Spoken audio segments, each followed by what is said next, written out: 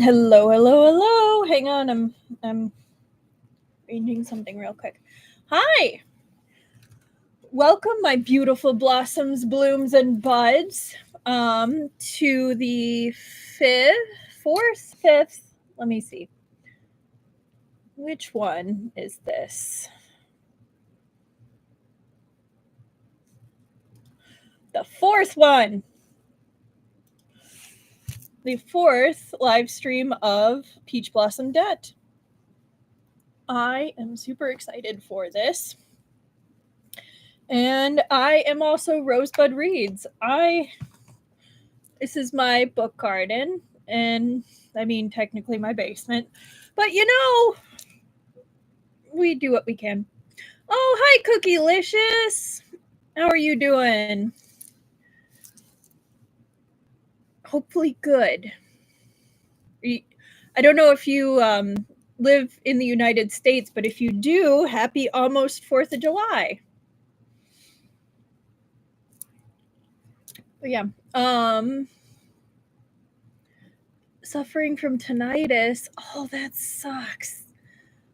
I totally understand if at any time you need to just like cut out and be like, this is too much right now. Hi, Guanghui. Guanghui. Yeah. Thank you. I appreciate the happy 4th, even if you don't live in the US. Also, Guanghui, how are you doing? You doing okay? I'm excited people are here. I feel like last time it was really quiet and I was just talking to myself. So I'm excited that people are here today. There are fireworks going off outside my house right now. Oh man, my dog is not super happy about that. It's kind of sweet how he actually will go hide by my dad.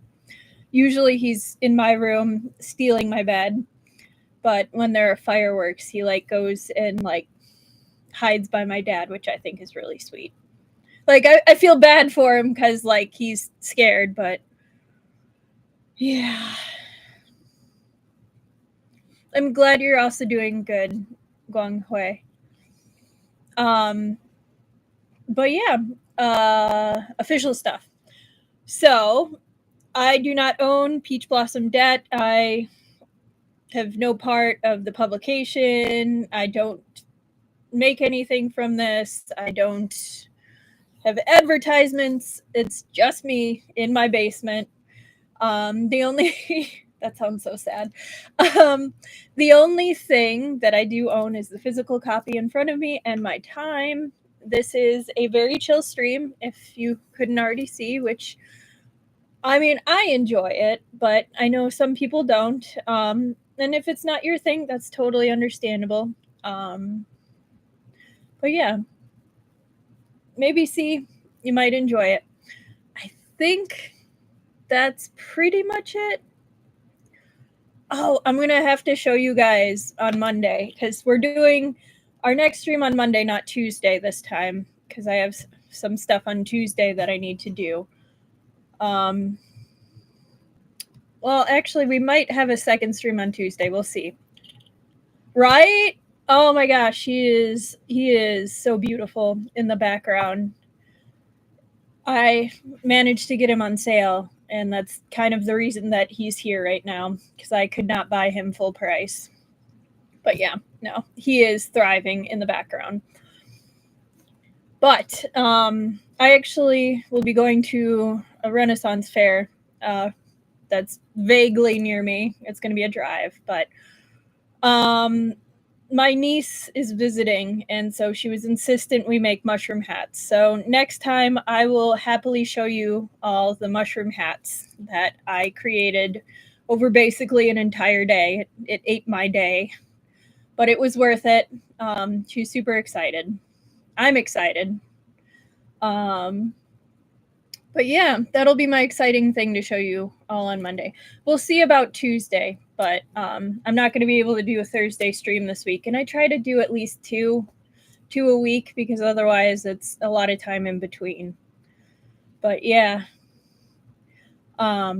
Yeah, she found the like one of those mushroom hat tutorials where it's like it's super easy, you can make it. She found a dress that matched, so she's going to be a little mushroom maiden, and be very cute. She made these little air dry clay frogs that look professional, and it's wearing a little mushroom hat, so we'll have a little shoulder buddy. And I ordered some glow in the dark like acrylic mushrooms that will pass out. So it's going to be a whole thing. I have like a day or two before we go, so we might make some mushroom like name bracelets just because. We'll see. No, it's going to be a great time. I'm really excited about it. No. But anyway, I'm kind of curious. What do you two think about our book so far? Because I actually am really loving it. It's been oh, what we'll be reading after Peach Blossom Debt. Yeah, it is so cute, Guanghui. So I'm kind of playing with the idea of doing Thousand Autumns and then Peerless, but I'm also open to doing our Disabled Tyrant and His Beloved Pet Fish, because I absolutely adore that series. But I'm actually going to be putting up a chat, like choose your own adventure sort of thing, because I think, yes, Thousand Autumns. Okay, so we have someone who's super excited about that one. No, I really enjoy Thousand Autumns, and a lot of people, like they do like it, but they're like, man, you really gotta like wait for it. But I really enjoy that series. I think Yan Wuxi is hilarious. Like he's a dick. Like granted, yes, but he's a sassy dick, which it allows him to get away with some shit. All good. No, I haven't read it yet. I want to read it. No, it's a good series. So honestly, I kind of think I'll probably end up going with Thousand Autumns. I do love the fish book. The fish book might be after we do Peerless. Well, just because Peerless is kind of in that universe, so I kind of was thinking we'd piggyback off that. But yeah, that's probably where we're gonna go with that. So yeah, that's something to look forward to. But anyway, going back to this book, I really want to know what you think about Peach Blossom Debt so far, because I'm enjoying this more than I thought I would. I thought I'd be a little bored of it, honestly. But again, the author's kind of first-person voice is bringing it back in where it's pretty funny and kind of leaves you guessing a little bit. I like that. I feel kind of bad for Fluffy and all his buddies that got captured. I hope they're not dead, because that would kind of be sad. Like, he's not a bad dude. He just is like, I really like you. So I hope his furry friends are still okay. Oh, what C drama?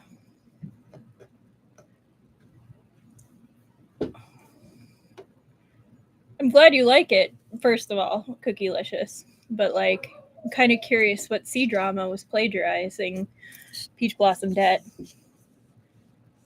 I might have to watch it after we finish this, because I don't want spoilers. Oh, I think my family's home. I hear dogs barking.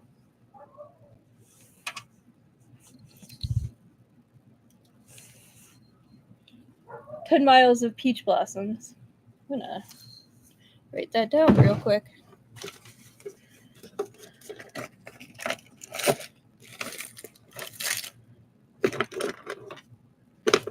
Or no, I'm not, because I don't have a pen. That's okay. It'll be here.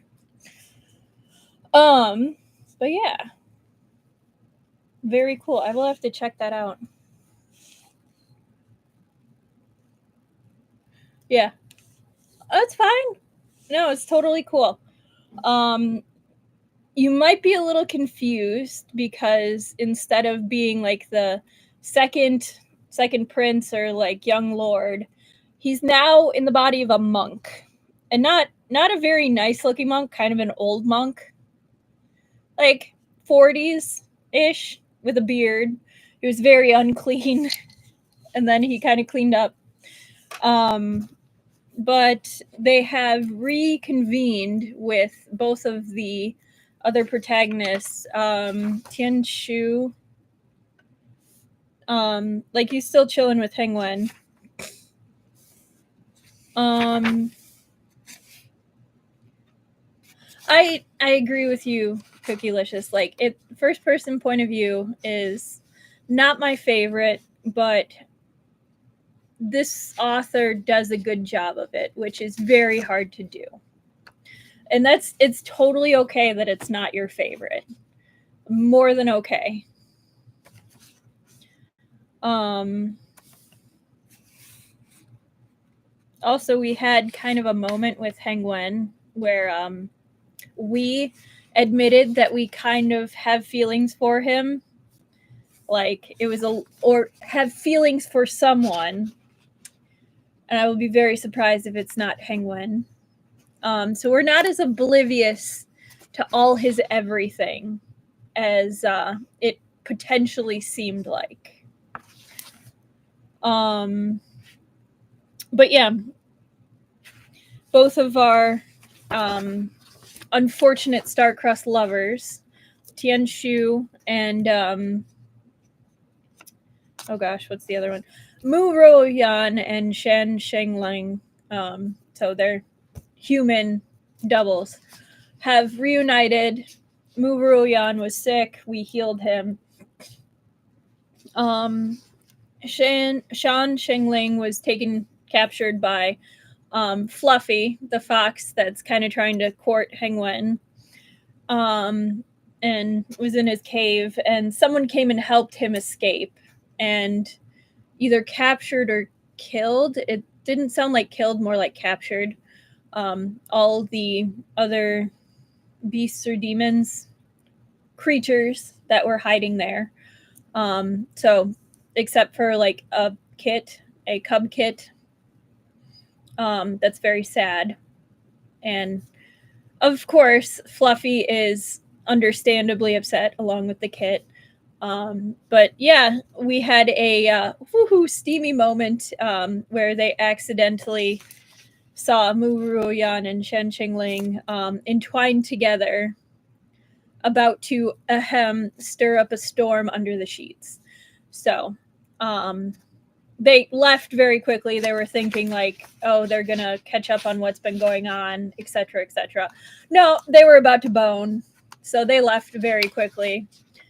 And yeah, so kind of the interesting line. He, our main boy, has he had a prediction years ago, and it was like, you're always going to be alone, but you'll have like this magical event happen. So, and only gods can dream their true desire. So whatever they dream is like actually what they think. So he had kind of a wet dream about someone. They were kissing lips I did not dare to kiss, removing clothes I did not dare to remove, doing deeds I could never do as an immortal. It was all worth it, I thought the very instant I lifted his waist. Even if the Jade Emperor were to reduce me to ashes with a strike of lightning, it was all worth it. Even though this was only a dream, I had no regrets. Before I woke, I could remember feeling immensely completed. As I embraced him in my arms under the rosy clouds, like peach blossoms. Hey, name drop. I told him I had, in truth, liked him for several thousand years. That I had been thinking of him for several thousand years. As he leaned against my shoulder, he softly said, I, too, have been thinking of you for several thousand years. And then I woke up. The moment I opened my eyes, I saw the canopy of the bed. I turned my head to the left, saw the empty quilt and pillow, then turned my head to the right and saw Guangyunzi lying on the ground. So that's the name of his new body. Hengwen, rested and refreshed, was waiting in his room to have breakfast with me. Furball was crouching gloomily on the stool, while the mountain cat was lying sorrowfully by the bed. "What sweet dream did you have last night?" Hengwen asked. "When I left, you were grinning like a fool, and you wore an obscene expression." I let out 2 dry laughs. I dreamed that the Jade Emperor gave me a promotion. So, that's kind of where we get a little bit of a sense of he's not as oblivious as we thought. And on that note, we begin chapter 12. It had been a long time since I had last seen Mingui Xingjun. I missed him very much. Really? He kind of kept giving you kind of off predictions. I don't really understand why you'd miss him, but anyway. After several days of strong winds and heavy rains, the sky surprised us by clearing up. The blue dome of heaven that had been washed by the rain for several days shone bright, the fiery, dazzling sun hanging high up above. It was cloudless and windless. I opened the window and complimented on what a fine day it was, and the waiter who entered to refill the tea added, "Right? It has been raining constantly, and the sky finally cleared up. Quite a number of guests have checked out of their rooms this morning to head to the ferry crossing. Even that master who had just returned yesterday and the gentleman whom you cured have just gone to check out of their rooms." This immortal lord anxiously went to confer with Hengwen, bringing along my thoughts of Mingui. Old man Mingui used to come and check on me 2 or 3 times a day when I had just descended to the mortal world. He was so diligent then. Why has he been slacking lately? There's not even a glimpse of him to be seen. Shan Shengling has fled with Tianshu. Do we follow them or not? The Heavenly Court is about to hold the Tai Ching Doctrine Dialogue, and the key to the Heavenly Gate has not been found, Hengwen offered. So perhaps Mingui Xingjun is busy with these matters and overlooked what's happening on Earth. Hengwen's point enlightened this immortal lord. Right. Old man Mingui loved to perform meritorious deeds before the Jade Emperor. With how busy heaven was now, he would definitely wait for his opportunity to grab whatever merit he could amass. I would leave this immortal lord out to dry for the time being. He would leave this immortal lord out to dry for the time being. I looked at Hengwen, still feeling a little worried. Don't you need to return to the Heavenly Court if there's a Tai Ching Doctrine Dialogue? The Tai Ching Doctrine Dialogue was a gathering to discuss the doctrines of Taoism and Buddhism. Taking place once every 60 years, the Heavenly Court and the Western Paradise of Tathagata took turns to host it. It was only 60 years ago that I had the qualifications to attend this meeting, and even so, I had been there as one of the immortals to observe from the side and make up the numbers. On the other hand, Hengwen Qingjun was a key participant of this gathering. In the past, whenever Hengwen would attend, I, being lonely in the Heavenly Court, would head over to the Moon Palace to drink with the woodcutter Wu Gong. After I had started attending the gathering myself, Wu Gong probably only had the Jade Rabbit to drink with. The Doctrine Dialogue 60 years ago had been held by the Fanjing River in Western Paradise. The scenery was a magnificent, blissful sight to behold. The sand on the riverbanks was golden, and the bodhi trees had leaves made of jade and fresh fruits ripe for picking within reach. Sounds cool. The Jade Emperor was unable to attend, so the congregation, led by Tai Shang Lao Jun, was comprised of Hengwen Qingjun, the 4 Daijun, the 8 Xiangjun, and the other immortals like this immortal lord. All rode auspicious clouds in a grand procession, their sleeves billowing in the clear breeze, presenting quite the imposing sight. Tathagata Buddha, Bodhisattva, let's try that. Basagyagura, the Buddha of medicine, Maitreya, the laughing Buddha, the virtuous and beneficent Buddha, Buddha of great compassion, and the other Buddhas and Bodhisattvas sat upright and orderly on their lotus seats, their halos radiant. All right. I probably messed up at least one of those names or pronunciations, and I apologize tremendously for that. I tried my best. The dialogue went on for 49 days. This immortal lord ate fresh fruits and listened to both sides as they engaged in discussion. It was all very interesting. No worries. I tried, man. I tried. Hengwen Qingjun and the Buddha of Great Compassion discussed the doctrines for 3 days and 3 nights in a brilliant display of exchange amidst a deluge of heavenly flowers. Lao Jun stroked his beard, while Tathagata Buddha held a flower in his hand, both smiling. Eventually, Hengwen had emerged victorious. He cupped his hands and returned to his seat. With a wave of his sleeve, he brushed away the mountain of fruit kernels beside me and sat down breezily. Impressive, I had complimented in all sincerity, and Hengwen lifted the corners of his lips in mock modesty. Nanming Dijun and Tianshu Xingjun had also attended the dialogue. 5 days after Hengwen, it was Tianshu's turn to engage with the venerable of wholesome Dharma. Tianshu's expounding and debating of the doctrines were as gentle as water, and his discussion with Venerable proceeded slowly and gradually without so much as an interruption. This immortal lord had eaten one too many fresh fruits, and I was feeling slightly bloated. I rubbed my stomach to the slow lull of their tones, and as I did so, I fell sound asleep. But unfortunately for me, Hengwen Qingjun was sitting right beside me. He emerged victorious from every bit of discourse, earning from time to time a pleased glance from both the Buddha of the Western Paradise, the immortals of the Heavenly Court. In doing so, they also glimpsed this immortal lord's closed-eye repose. When we returned, the Jade Emperor's rage at this immortal lord's disgrace of the Heavenly Court was palatable. With Nanming Dijun taking the lead, the others urged the Jade Emperor to punish me severely.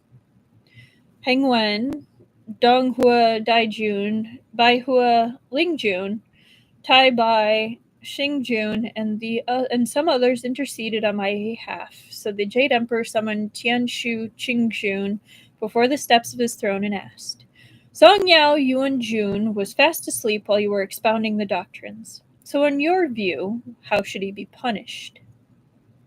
At that time, I stood in the hall feeling rather delighted. The Jade Emperor clearly wanted to show me mercy and was trying to give me an out. By asking in such a way, even those who had a feud with me would likely do me a favor, even Tianshu. But this immortal lord never expected Tianshu Xingjun to solemnly say to the Jade Emperor that, while sleeping during the dialogue is a small matter, this small matter is known to all the immortals in all the heavenly realm and all the Buddhas in the Western Paradise, thereby making a disgrace of the heavenly court. Moreover, Guangyunzi Yuanju became an immortal by mere chance, but has never cultivated his Daoist nature in depth and built a firm foundation off his immortal roots. He often speaks of the secular world with longing and sentimentality. In truth, he is not suitable to be an immortal in the heavenly court. As before, he still spoke slowly and gently, like the murmuring of waters, but it gave me a chill to listen to him. The Jade Emperor then said, in that case, in your view, what sin should Guangshu Yuanjun be declared guilty of, and how should he be punished? Tianshu bowed at the foot of the jade stairs and slowly answered. Back then, in the pure land of the Western Paradise, there was a venerable one whose mind wandered for a moment while Buddha was expounding the Dharma. He was cast to the mortal run for 10 lifetimes to endure every suffering there is in the cycle of life. Today, Guangshu Yuanjun's lack of decorum before the various immortals and Buddhas disgraced the heavenly court, and on top of that, his worldly desires have yet to be fully eradicated. In this humble lord's immortal view, he should be banished back to the mortal world, never to set foot in the heavenly court again. Oh, hey! Hi, Mars Rover. Welcome. How you doing? Good, hopefully. Also, happy 4th if you're celebrating.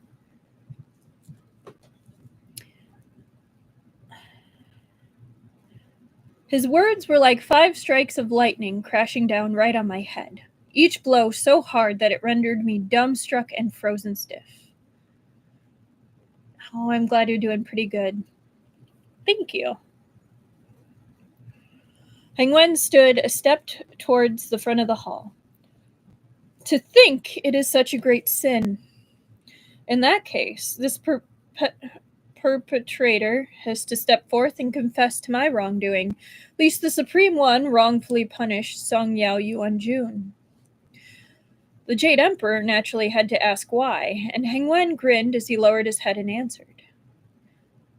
It was all my fault. Oh, it's okay. No worries. I know. This time is the time that I have available, but I know it's late for a lot of people. I'm glad you're going to come back to it, though. It seems like we're learning a lot about kind of the background situation, so it's a good one. Thank you for coming, though. Have a great rest of your day, and I will hopefully see you Monday. And if not, have a great day anyway.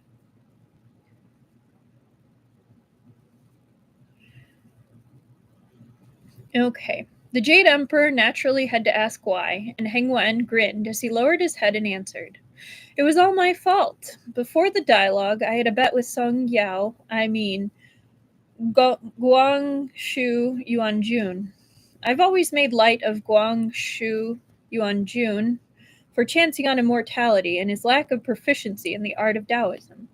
Meanwhile, the doctrines of Taoism and Buddhism are all extensive and profound.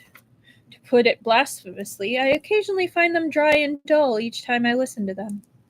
For that reason, I made a bet with Guangshu Yuanjun that he could not refrain from falling asleep during the dialogue. Guangshu Yuanjun's expression was solemn as he told me, the dialogue is an excellent opportunity to comprehend the art of Tao. In allowing me to participate, the Jade Emperor has bestowed upon me great kindness. This humble immortal can't even begin to relish each sentence I listen to, so how would I fall asleep? So he bet 30 jars of osmanthus wine that Yu Shi personally brewed. Donghua Daijun was present then. He is our witness. Donghua Daijun held up his sleeve to cover a cough. To report to the Jade Emperor, this humble immortal is indeed a witness. O Jingxing. I remember you were there too. You also witnessed it, right? Oh, they're all covering for him. That's really sweet. Tai Bai Xingjun nodded indiscriminately. Right. This humble immortal witnessed it too. I'm a witness too. Hengwen continued. Guangshu Yuanjun looked so sanctimonious when he placed the bet with me, and it left a sour taste in my mouth. I didn't expect him to sit erect with his eyes shining during the dialogue. I'm afraid I didn't have that great of a prestige to ask for 30 jars of Yu Shi's osmanthus wines, and in a momentary desire to win, he coughed once and put on a pained look as he continued. Seeing Guangshu Yuanjun having such a merry time eating the fruits, I dredged up 2 sleep-inducing bugs and flicked them into the flesh of his fruits, and so... When he spoke to this point, he turned around and bowed to me. I'm truly sorry. I never expected I would cause Yuanjun to be slapped with such a serious crime. I'm very, very sorry. Seeing Hengwen shouldering all the blame for me, I almost shed tears. Where in the world would I still be able to utter a word? Nanming Dijun, Tianshu, and the rest all went silent, with Hengwen Qingjun stepping forth to take the blame, and Donghua Dijun and Taibai Xingjun bearing witness. To refute was to accuse these three exalted lords of lying to shield me. If they were to argue any further, no doubt the situation would deteriorate. Just as we were at a stalemate, the Queen Mother emerged from the rear hall and said, "He merely slept during a dialogue.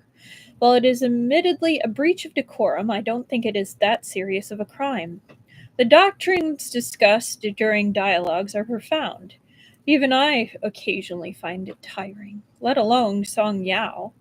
Those of us who cultivate immortality stress being true to self and going along with the flow. It is distinctly different from those who study the teachings of Buddha. As they say, we shall cultivate our carefree way, and they shall sit in their meditation. I don't think we have to mete out punishments according to their precepts. The Jade Emperor is wise. He naturally has his own impartial judgment." The Jade Emperor was indeed wise. In the end, he judged Hengwen to be guilty of the crime of erroneously confessing to his sin and deceiving his superiors. Subsequently, he sentenced Hengwen to forfeit 2 months' salary and a month of self-reflection on his own sins.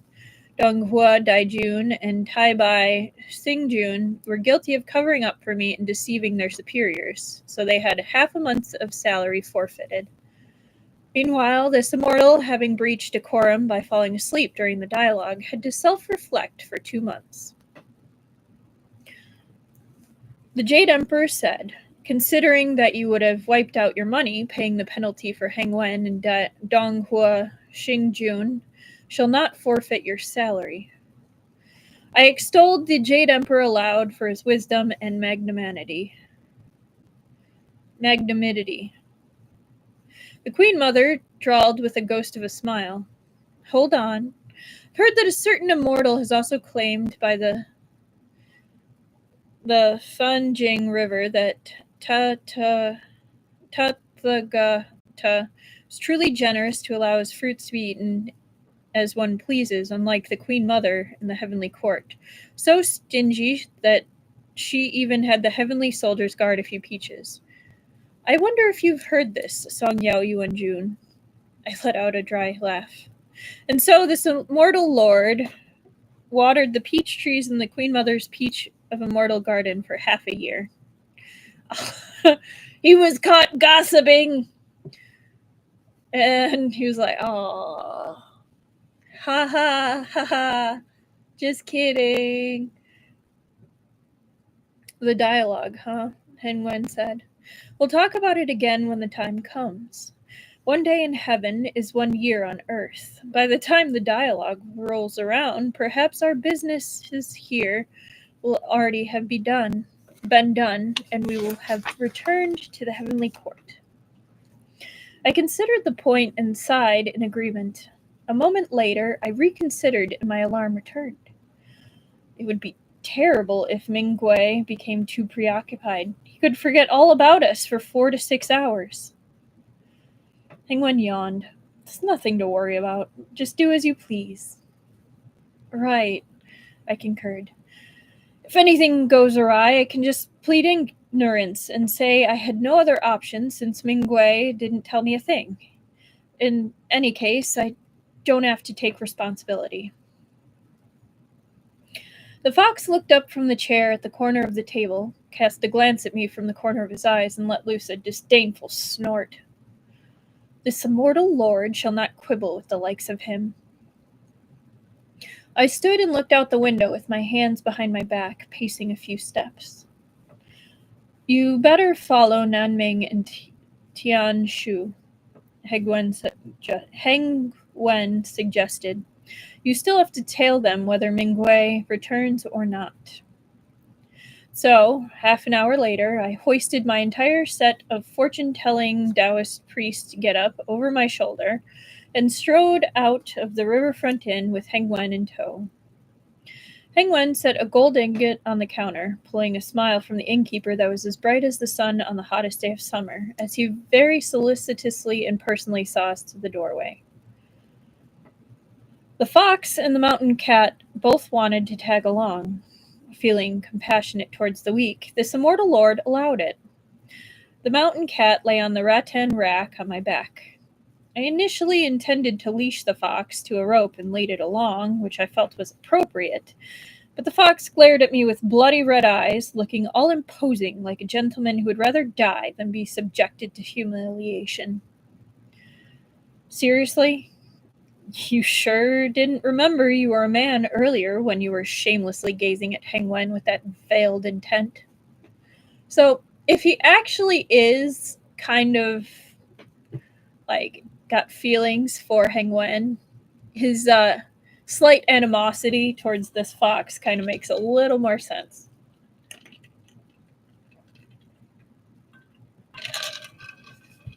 Just saying. In the end, after some mediation and mediation and compromise, the fox ended up laying on the rattan rack on my back as well, with the mountain cat taking the first shelf while the fox took the second. Two demons, both of which almost broke the tired old waist of this immortal lord. The riverfront inn was less than a kilometer away from the Shaojia ferry crossing. As we rushed over before the crossing began, we caught sight of the distant figure standing at the pier. The clothes of one of the tall, slender figures fluttered in the wind. Ruoyan. A white, vast expanse of water stretched far in the distance, with several small boats drifting like reed leaves over it. A decade of good deeds in a past life, a shared boat in this life. So the saying went. I had been fellow immortals with Nanming and Tianshu for who knows how many decades. Of course I had garnered enough affinity with them to share their boat. As I dashed to the pier, Shan Shengling's as cutting as blades' eyes immediately shot past the crowd and swept past me to land on Hengwen. From the corner of my eyes, I saw Hengwen give a polite nod. It was Mu Ruoyan who looked at me instead. I raised a palm. What a coincidence, benefactor. As we were speaking, a few boats pulled up. This immortal lord's legs were agile, and seeing Shan Shengling and Mu Ruoyan step onto a boat, I immediately took a huge stride over. Dao Shang, the boatman said, this boat of mine is meant to specifically ferry these two gentlemen to Pingjiang ferry crossing in Luoyang. Please find another boat if you're headed elsewhere. I waved my horsetail whisk. What a coincidence! This humble Daoist is heading for Luoyang too. Seeing the boatman look at me with some doubt, I hurriedly pointed my horsetail whisk behind me. This humble Daoist is traveling with this young master. Please collect the boat fare from him. The deck behind me made a sound as Hengwen came to stand beside me. In a soft-spoken manner, he said, May I be so bold as to ask the old gentleman how much for the fare to Luoyang? The boatman's demeanor changed, and he hurriedly bowed and nodded. No hurry, no hurry. Young master, please take a seat in the cabin first. You can pay me at your discretion when we arrive at the place. Ooh, bad business. You always want to know how much you're paying before you step into a boat, a car, anything. I have been gypped by taxi drivers way too many times to fall for that stuff again. You always know what you're paying for before you get in the car, or else you don't get in the car. Because once you're in the car, you can't argue with the driver because they are taking you to a secondary location. I've had some beef with some taxi drivers. It's never pleasant.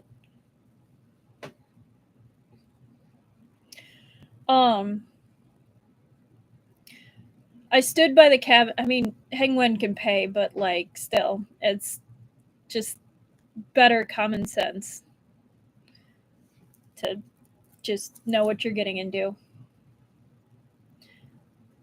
I stood by the cabin to let Hengwen go first, then bent to enter. The interior of the cabin was very simple, with makeshift side benches made by 2 planks and a worn-out wooden table in the middle.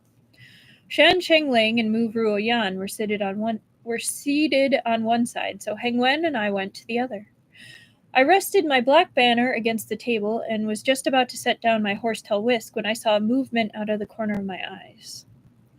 Hengwen was making straight for the wooden plank. I reacted instantly, crying out for him to hold on. I wiped the surface of the wooden plank and lifted my hand for a look. Contrary to my expectation, it was not dirty, but the wooden plank was hard, so how could I let Hengwen sit on it? I set the rattan rack on the tabletop and took out a cloth bundle, actually a prop, from beside the mountain cat. I opened it up, laid aside the clothes and objects within, then rewrapped the outer layer into the shape of a cushion. I set it on the wooden plank and made a show of putting my palms together. Please have a seat, young master. Young Master Heng's eyebrows rose. Looking like he was enjoying this, he put on an ostentatious show of sitting down. Then, making the very picture of dignity, he pointed with his folding fan and said, "Take a seat, too." I put my palms together in a show of grace and said, "Thank you, young master," then eased myself slowly onto the wooden plank. Shan Shengling and Mu Ruoyan had already taken their seats opposite us.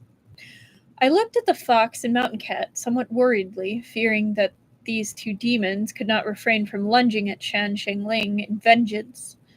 Fortunately, they were still able to keep their cool. The mountain cat curled up in a huddle in the rack, while the spine of the fox heaved a little. After a moment, the fox suddenly arched his back. This mortal lord was on the alert, but the fox merely shook its fur and scuttled over onto the wooden plank between Hengwen and me. It ended up curling itself up on Hengwen's side.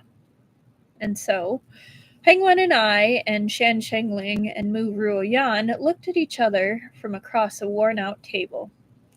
That would be one awkward boat ride.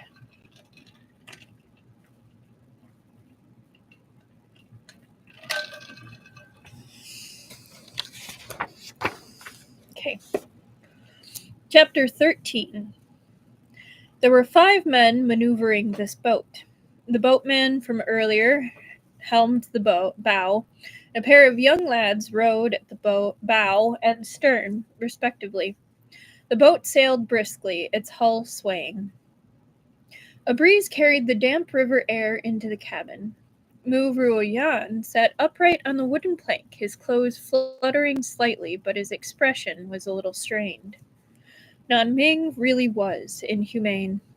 The rocking of the bed had persisted for almost all of last night, and then he had dragged Tianshu in a rush to catch the boat today. It would have been a wonder if his expression weren't strained. He was very happy to see him. Let's just put it that way.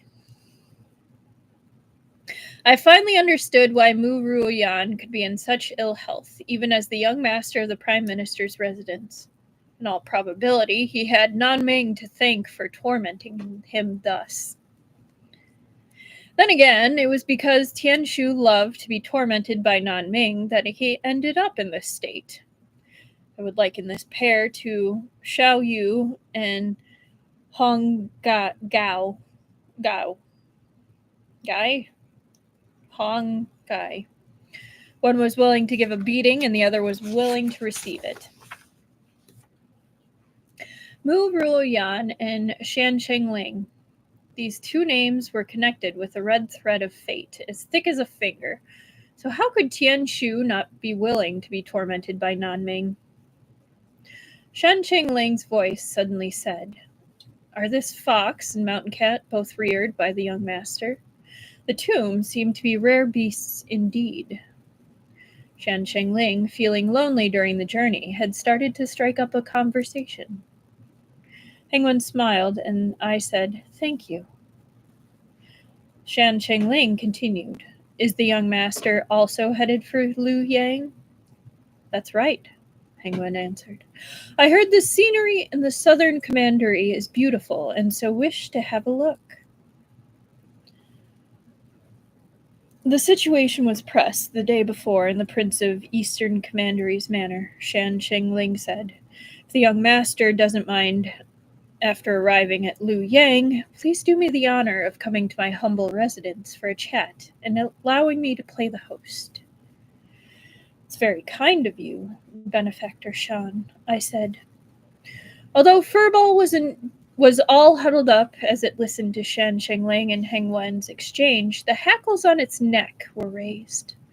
Hengwen patted it on the head, and only then did the fur on its neck smooth back down. Taking advantage of the opportunity, it climbed onto Hengwen's lap. Of course he did. The fox maintained itself well. Its body was plump and tender, and its fur sleek and shiny. Snowy white fur ruffled slightly at the mere nudge of a breeze. The tips of its pelt even seemed to carry a silvery glow, making Mu Ruoyan fix his eyes closely on it. Looking a little hesitant, he softly remarked, That's a snow fox, right? Its fur is really beautiful. That's right, Hengwen replied. We bought it at the inn. Who knows what it is, I added. The fox on Hengwen's lap twitched its ears, and Mu Ruoyan could not help but ask, May this humble one possibly touch it? That you'll have to ask it, Hengwen replied unhurriedly. Mu Ruoyan got up and stretched out his hand tentatively as he came over. But the fox was a proud and unyielding one, and intentionally posturing like this at this time was likely its idea of taking liberties with Hengwen in another way to alleviate its homoerotic yearning. Moreover, Mu Ruoyan was his enemy's lover, so just when Mu Ruoyan's hand was about to touch its head, the fox defiantly cocked its head aside. Mu Ruoyan's hand froze in midair. With a smile, he said, Looks like it's not willing. I have been too presumptuous. Despite these words, he could not help but reach out to the fox again. This time, the fox did not dodge him and could only let Mu Ruoyan stroke the top of his head. Its ears twitched, and then it abruptly shook its head. Mu Ruoyan, though, smiled in delight as he retracted his hand and sat back. The fox relaxed back onto Hengwen's lap as I looked coolly on. Tucking the corners of my lips into a smile, I marveled. Amazing. Does Benefactor Shan want to have a go and touch it too? The fox gave a start and rolled over, its hackles raised as it bared its sharp fangs and jumped off Hengwen's lap. With a snort, it found a spot on the wooden plank and lay down, seething with resentment. He just loves to mess with that fox, man. The oars creaked as the boat swayed along at a leisurely pace. The boatman told us we would only arrive at Pingjiang Ferry Crossing come evening. Hengwen put on a show of rummaging through his sleeves as he conjured a book to read, while Mu Ruoyan, who looked unwell, sat with his eyes closed in repose.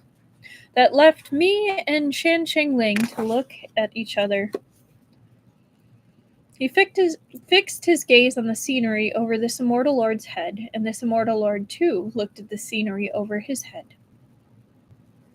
Suddenly, Shan Shengling said, I heard Daoshang is fond of divination. I wasn't able to consult you while at the inn. Would you possibly do a reading for this humble one now? This immortal lord braced himself. What would you like to have read? Please read my poem, Daoshang, Shan Shengling said, and tell me about my past and future. He stretched out his left hand, and I held it by his wrist to read.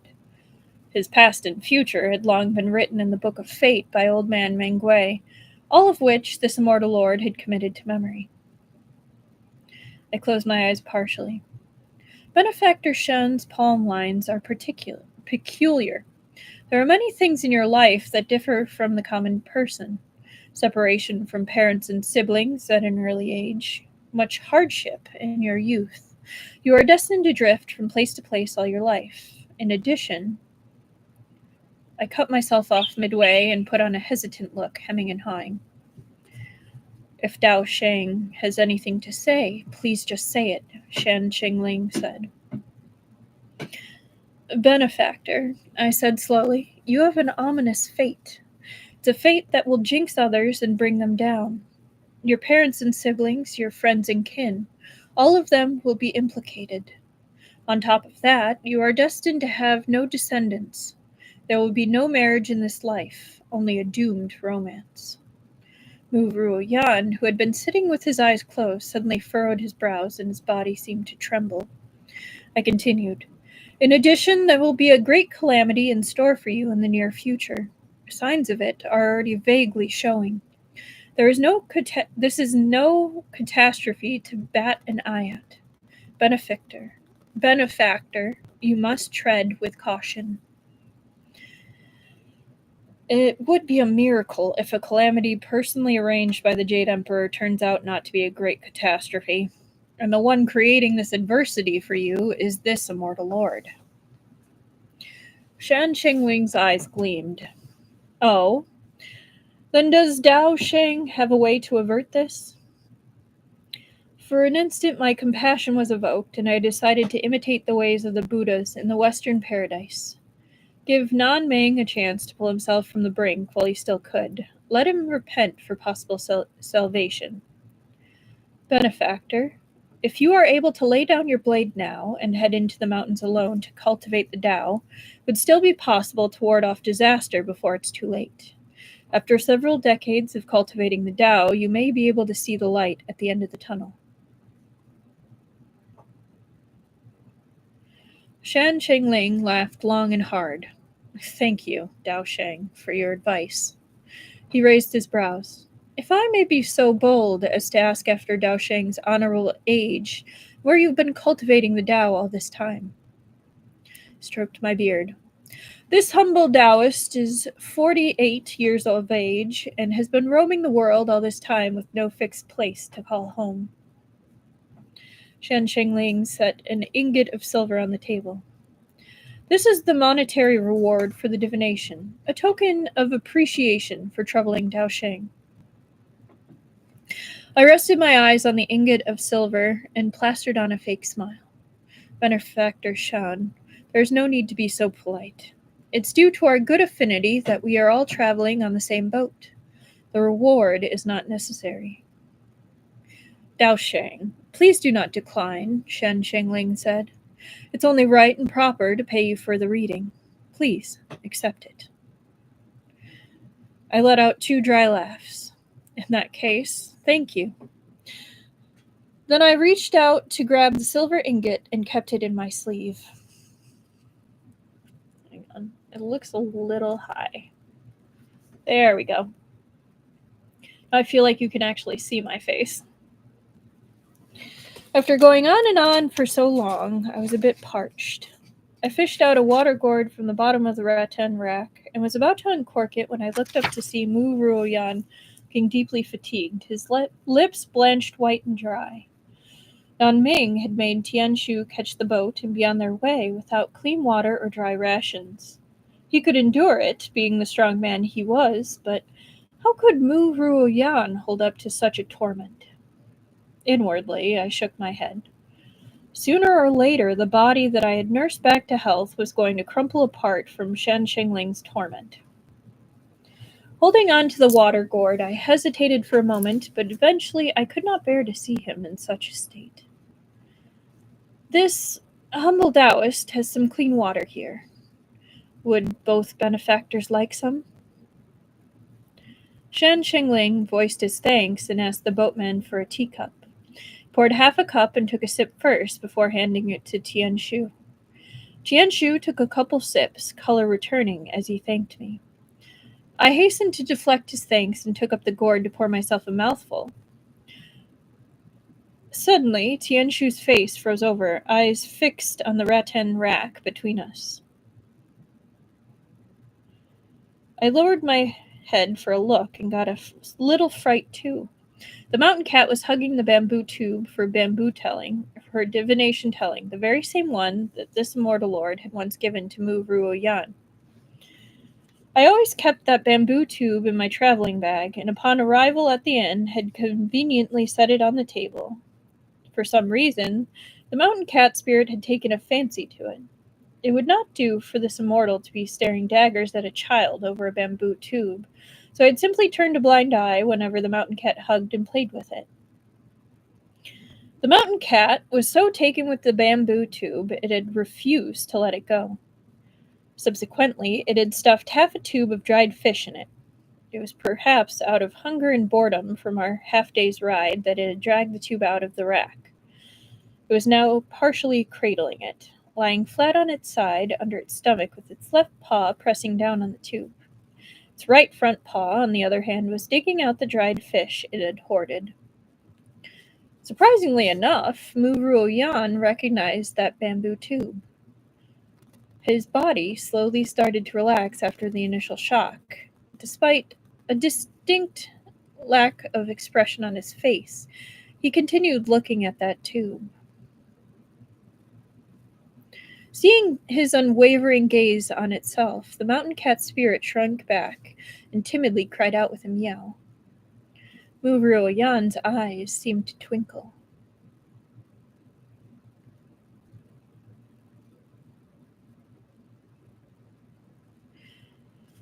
The mountain cat hugged the bamboo tube to its bosom and whimpered twice more. Mu Ruoyan stood and slowly walked to the table, where he gingerly reached out a hand to pet it on the head. The moment his finger touched the mountain cat's head, it shrank back, but Mu Ruoyan was the reincarnation of Tianshu Xingjun. He had the aura of an immortal, which all spirits just so happened to love. The mountain cat spirit lay still and let Tianshu pet it a few more times, then whimpered twice more before taking the initiative to nuzzle the top of its head against Tianshu's palm. Tianshu's hand trembled. This immortal lord looked askance at Shan Shengling, who was watching nonchalantly. Something about this scene felt amiss, so, frowning, this immortal lord watched as well. Tianshu's expression returned to normal. The mountain cat cooed as it let him pet it. "This cat is interesting," Tianshu asked, almost offhandedly. "Does it have a name?"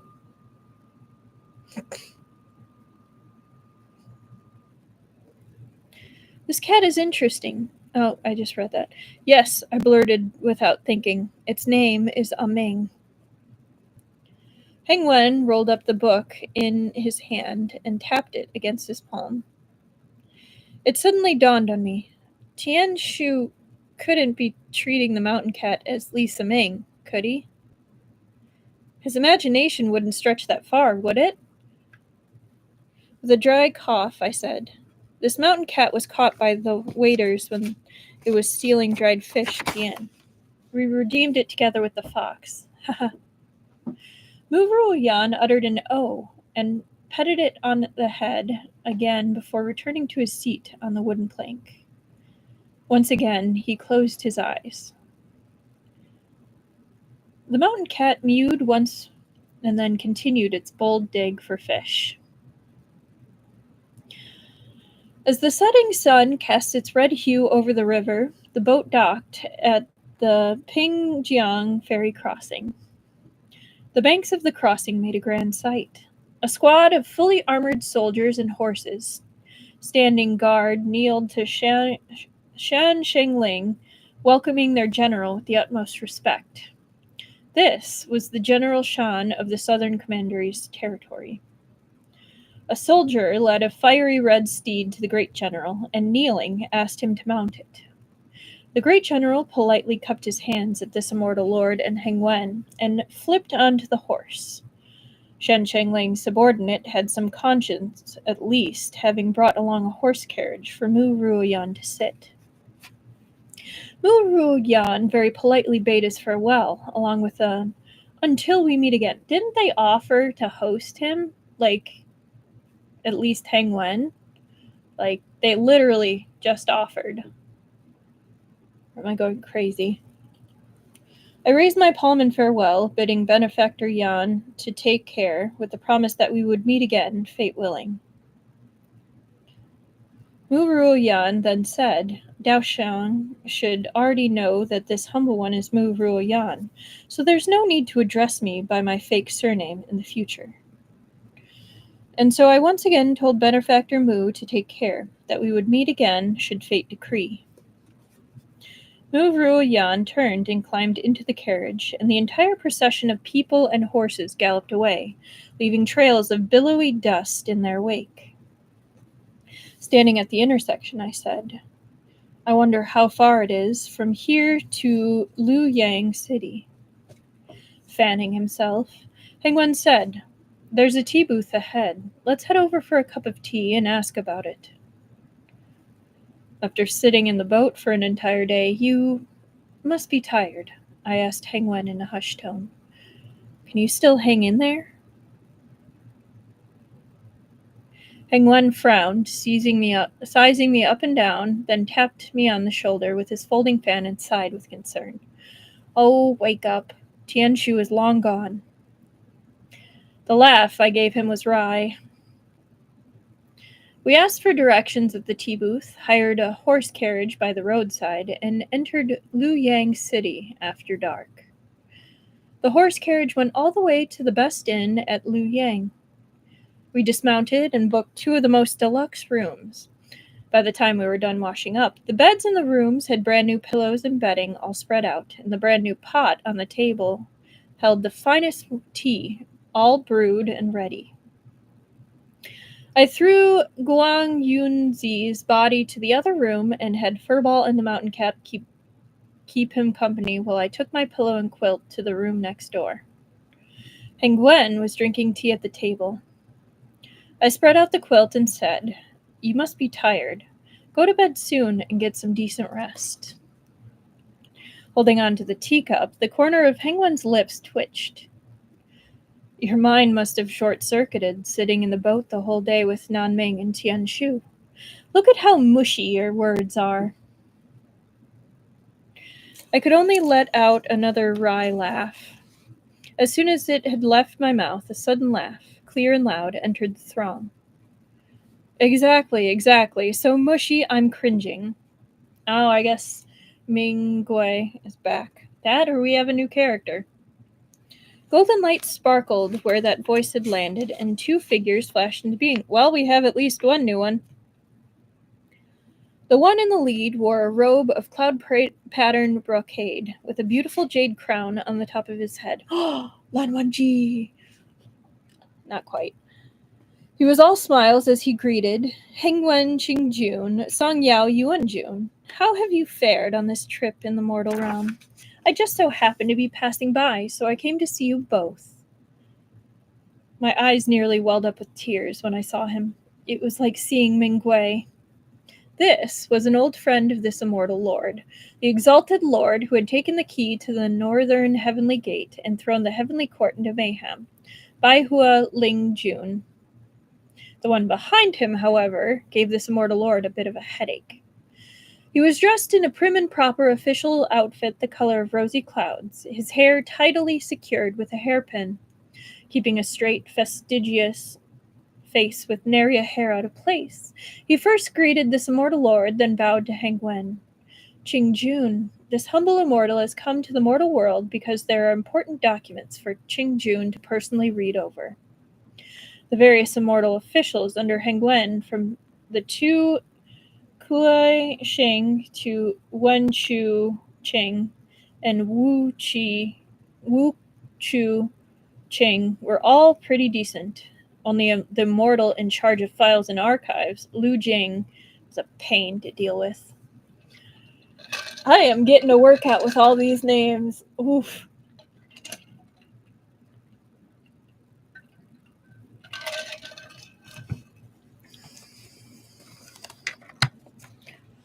Chapter 14. To paraphrase Donghua Dijun, the entire heavenly court, there was no mortal more idle than me, Song Yao Yuanju, nor mortal more flashy than Baihua Lingjun, and no immortal more straight-laced than Lu Jing. The Jade Immortal made the best use of his resources. Of the immortals in charge of literary text, Lu Jing was in charge of the rules of language as well as the organization and verification of official correspondence. Every one of Lu Jing's movements, from standing to lying to walking to sitting, was a rule in of itself. Okay, so that's Lan Wangji. In truth, Lu Jing was good at heart. For example, this immortal lord must have been quite the eyesore to him, going in and out of Wei Yuan Palace and Wenxi Hall all day long, but not once had he gotten indignant or criticized me. Instead, he simply tolerated it with magnanimity. When Nanming Dijun had found fault with me, he had also spoken up and put in a good word or two for me. He had my thanks for it. Each time I went looking for Hengwen at Wenxi Hall, Lu Jing would greet me with a smile before his desk. When I saw him smile, I could not help but wonder how anyone could smile so primly. Then, considering I was there to look for Hengwen Qingjun to drink, attend banquets, and stroll around, I could not help but feel guilty for it. Hengwen had once told me, "There's nothing for you to feel guilty about. If we were to swap places in the future, where you'd be sitting in that spot of mine, watching him stand at his desk like a pole every day for 800 or 1,000 years, you'd naturally grow to be on friendly terms." And now, with the three of us unrivaled immortals of the heavenly realm in one place, this simple mortal's inn room teemed with divine aura. The great and ever-dazzling Baihua Lingjun made himself extremely at home, taking a seat and pouring himself a cup. Taking a sip with his eyes half closed, he nodded.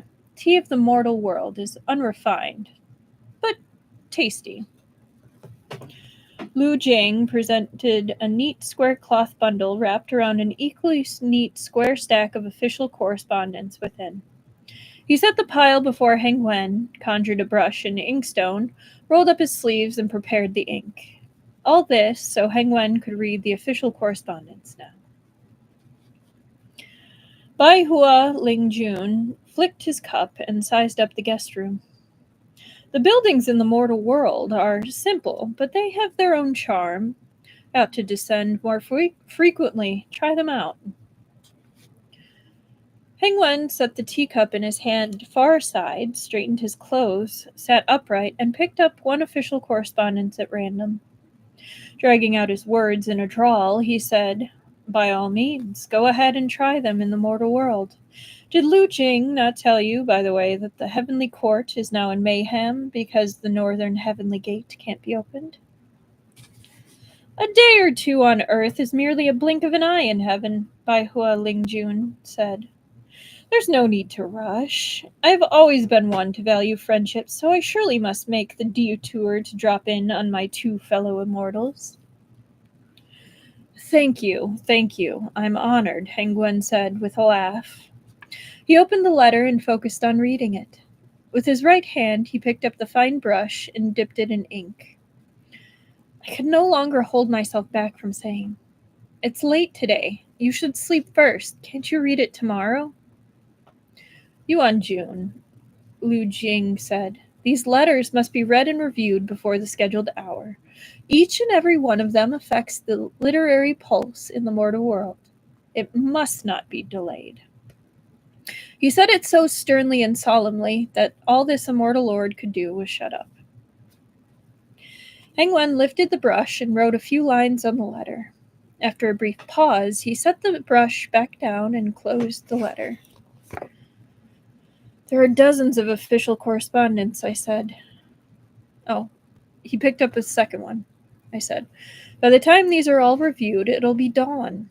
As Baihua said earlier, a night on Earth is merely a blink of an eye in heaven. Just how long of a delay can it be if he sleeps for a night before continuing?" Lu Jing pulled a serious look, not in the least convinced. Embarrassed to be making a din while Hengwen worked, I could only pick up the teapot and pour myself a cup. Suddenly, Bai Hua Lingjun spoke up. I passed by the room next door earlier and saw the body of a bearded Daoist priest on the floor. That's the body you're using now, right?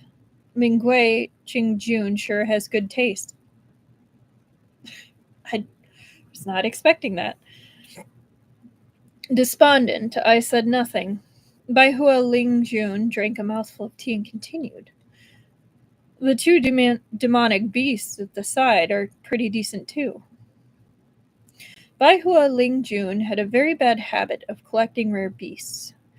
Could he have taken a shine to the two little demons next door?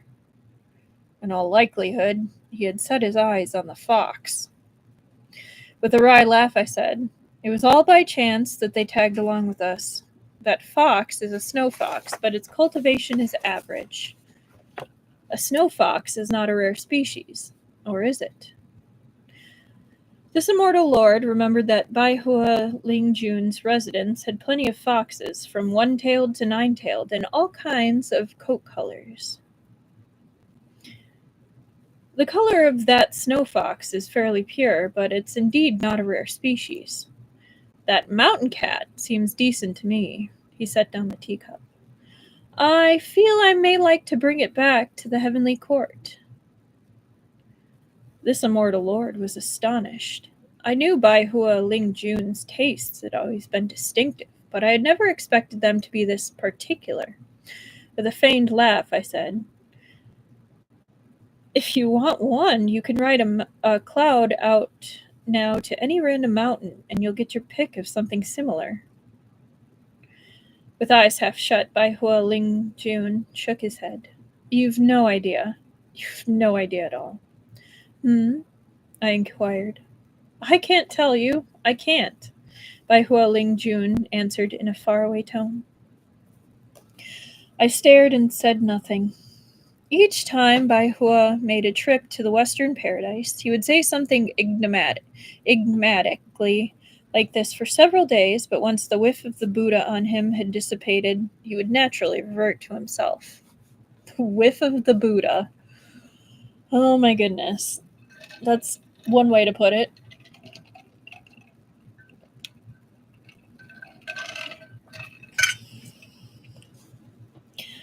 Lu Jing was standing solemnly before the desk. Suddenly I had a thought and asked him, "Have you heard in the heavenly court of any immortals descending these days?"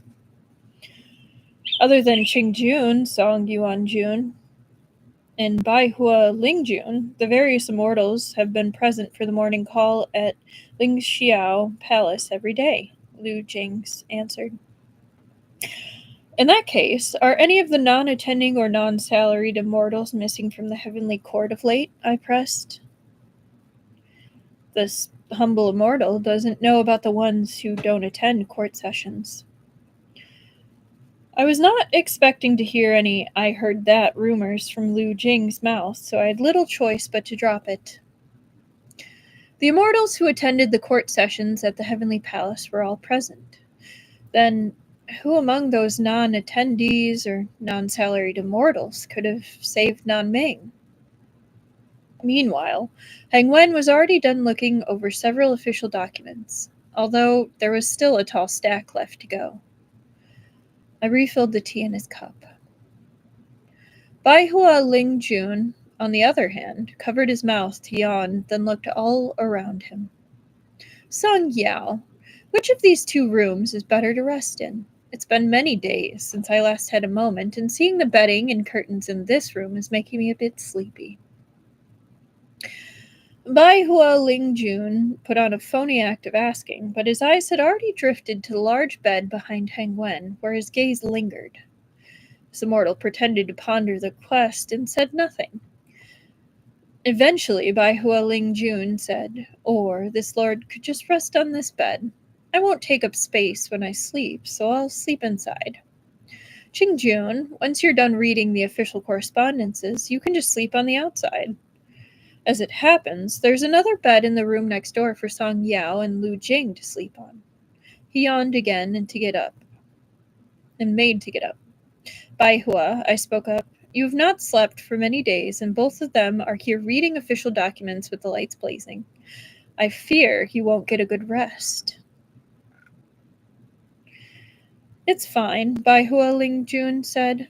I often rest in Maori Qingjun's residence when I go looking for him to play chess. So, I've never feared the brightness.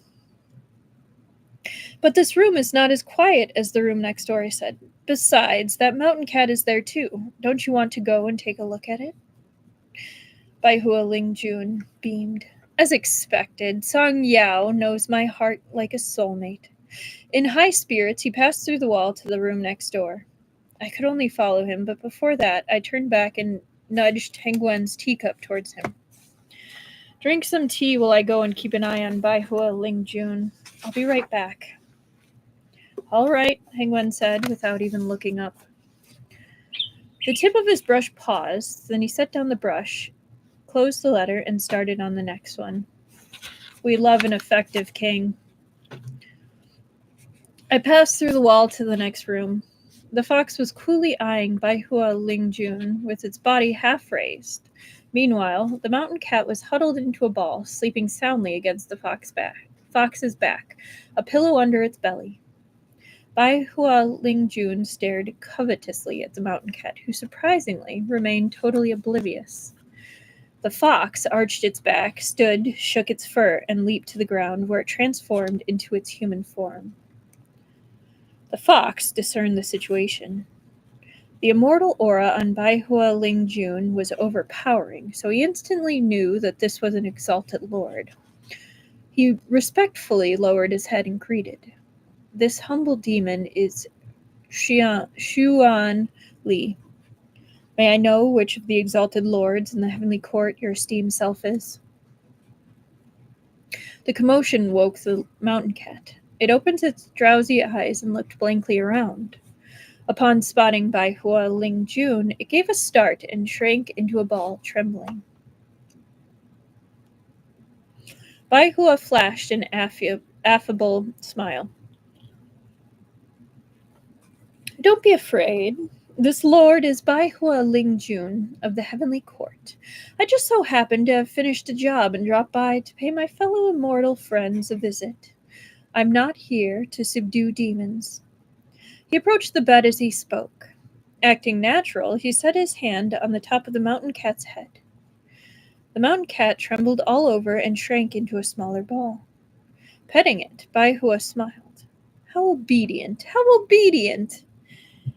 The obscene expression on his face made his fellow immortal friend, this immortal lord, sweat a little. Seeing the mountain cat trembling so pitifully, I finally yielded to my conscience. Bai Hua, it's probably shy with strangers and a little afraid of you. Keep your distance first. Don't scare the child. Bai Hua Lingjun petted it some more, loath to part from it, but he finally withdrew his hand and stepped away. The mountain cat immediately scampered down to the ground and rolled to take on the appearance of that young, naive boar before cowering behind the fox. The fox subconsciously moved before the mountain cat to shield him from view. Bai Hua Lingjun took a few graceful steps back. You've already cultivated for nearly 2,000 years, correct? Your cultivation's pretty good. Thank you for the high praise, the fox answered softly. Holding his hands behind his back, Bai Hua Lingjun smiled. He veered suddenly towards this immortal lord's direction, and a few words as soft as the murmurs of mosquitoes wafted into my ears. Bai Hua was using telepathy to communicate with me covertly. Song Yao, are the fox and mountain cat from the same den? I could only reply the same way. Yes, the fox is the mountain cat's king. Of its entire lair of demons, only this mountain cat is left. So if you are harboring designs on this mountain cat, please pardon this friend of yours for not being able to help you. Bai Hua Lingjun, still standing with his hands at his back, smiled with an ethereal air of an immortal. Suddenly, he said, "Come with this lord for a moment," and floated out of the window. Momentarily taken aback, the fox hurried to catch up. Meanwhile, the mountain cat, seeing this immortal lord as his backer, looked pitifully at me.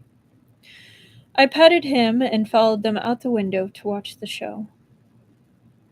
"That child is from your den?" Bai Hua Lingjun asked the fox under the bright moon. "This lord wishes to bring it to the heavenly court. Are you willing to let him go?" The fox was struck dumb for a moment before saying, "It's his blessing to have caught your eye. But, well, he might be from my den. I have never imposed any restrictions on the demons in it, and they are free to come and go as they please." So Bai Hua Lingjun returned to the room once more and asked the mountain cat spirit, "Are you willing to return to the heavenly court with me?" The mountain cat grasped onto the front of the fox's clothes and clung close to him. He shook his head. Bai Hua Lingjun gave a small sigh. "Never mind, forget it. This is all faded. Just that." He brushed his sleeves and swept his eyes casually across the fox and this immortal both. "You better not regret it in a few days later if you fail to persuade it otherwise." He walked over to the bed and brushed the surface with his sleeve before rolling onto it to sleep. The fox looked uncertainly at Bai Hua Lingjun. I thought, "Furball, you don't know this, but this Bai Hua Lingjun has just come from the Western Paradise and still is yet to pull himself out of that mindset." After Bai Hua Lingjun laid down, he looked askance at the ground. He shook his head. "Song Yao, oh Song Yao. Although this Daoist priest's body looks like Lu Dongbin's second master while he was in the mortal world, you have used him for quite some time. Isn't leaving him on the ground a tad too wretched? At least give him a wooden bench for him to lie on." "You wouldn't know it, but a bench is narrow and uncomfortably hard," I explained. "Might as well put him on the level and smooth ground."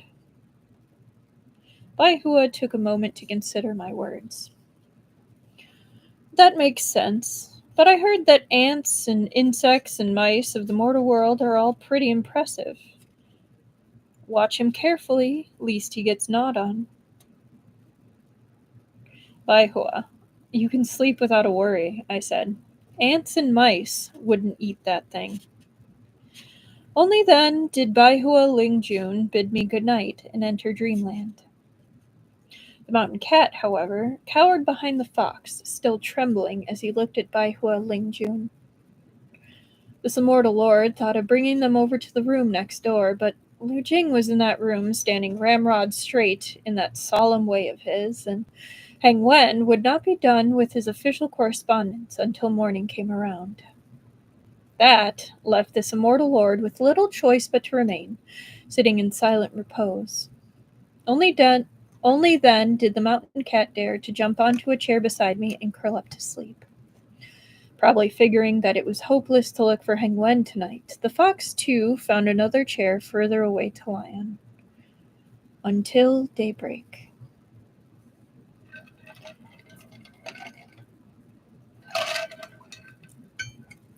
It was only after morning light that Hengwen finished his official documents.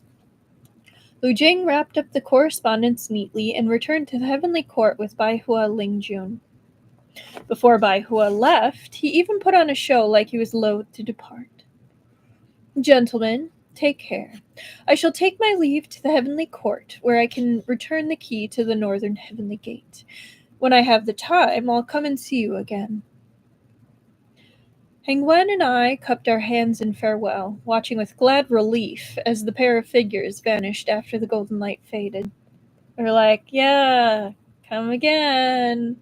Goodbye. Bye-bye. Get out."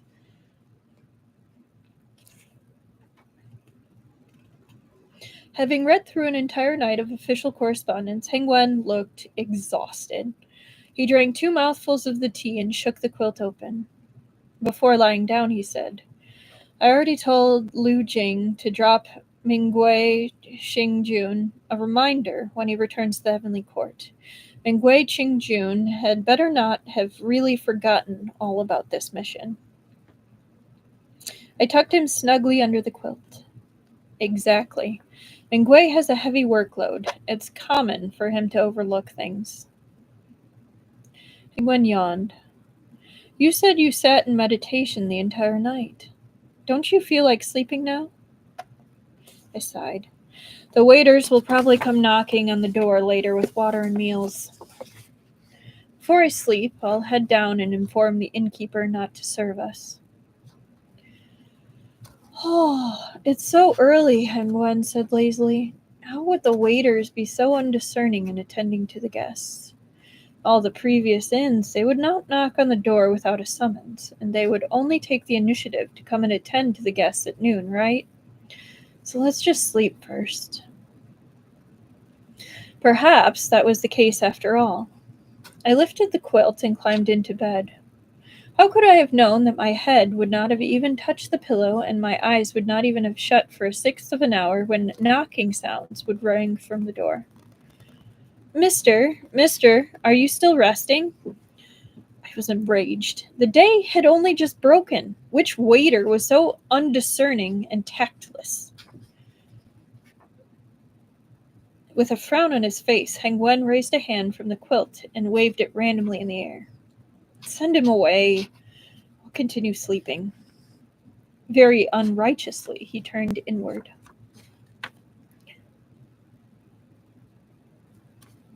I lifted the quilt and went to answer the door. I had only just opened it a crack when I heard the waiter say, You've finally gotten up. This young master said that he has something to... Eh?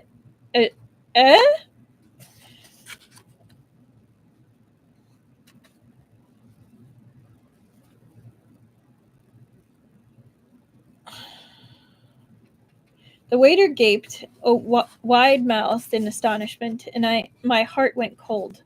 Oh, no. How muddle-minded was I? To think this immortal lord had forgotten to repossess Guangyunzi's body. To think I had answered the door in my true form. Oops. I was kind of wondering about that. I was like, The waiter sized me up and down, stammering, Mister, this humble one remembers that this room and the room next door were booked by a Daoist priest and a young master with the surname Zhao. Did I make a mistake? Young master, may I know who you are? This mortal lord was deeply dejected, for standing behind the waiter, surrounded by a few attendants, was Ruoyan. A pair of eyes stared fixedly at me. Even in my dejection, I still wondered why Tianshu was here so early in the morning. I opened the door fully and flashed a refined smile at the waiter. You didn't make a mistake. Young Master Zhao is in this room. He's still sleeping. I looked at Mu Ruoyan and put on a gentle smile. Is something the matter for all of you to come calling so early in the morning? The waiter's voice faltered. Young master, you are... Did you forget? I gasped in astonishment. This humble one is young master's elder cousin. I came to this inn looking for my younger cousin in the middle of the night.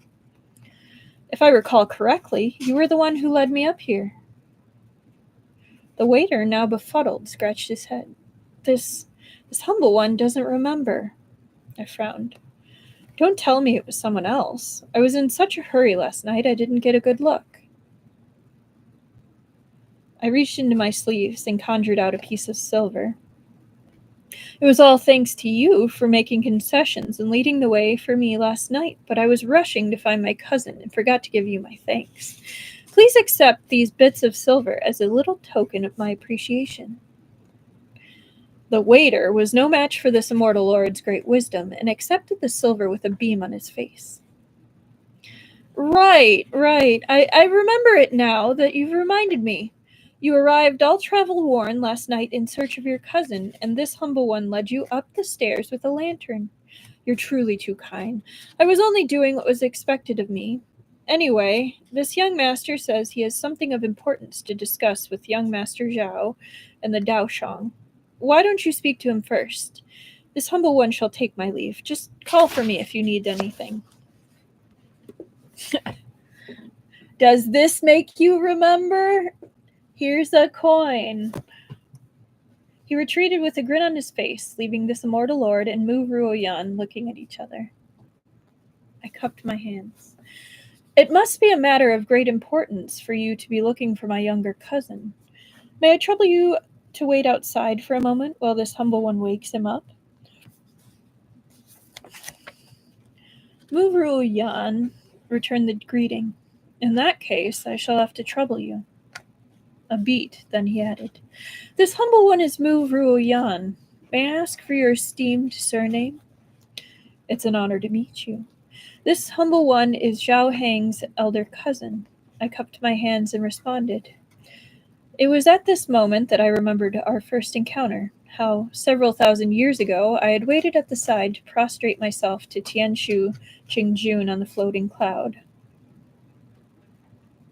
This humble immortal is Song Yao, a newcomer to the heavenly court. Greetings to Xingjun. I could not help but answer in a gentle, unhurried voice.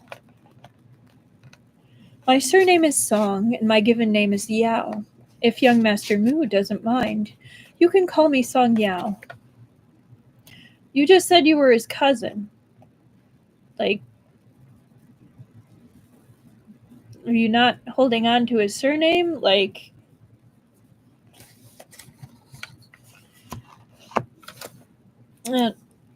He's being a little too on the nose with it, in my opinion.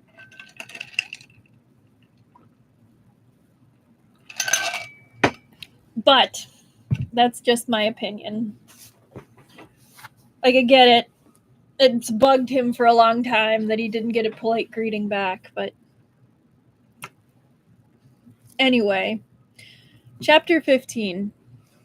Feeling a little emotional when Mu Ruoyan said, "Thank you, young Master Song, for your trouble," retreated into the room to wake Hengwen up.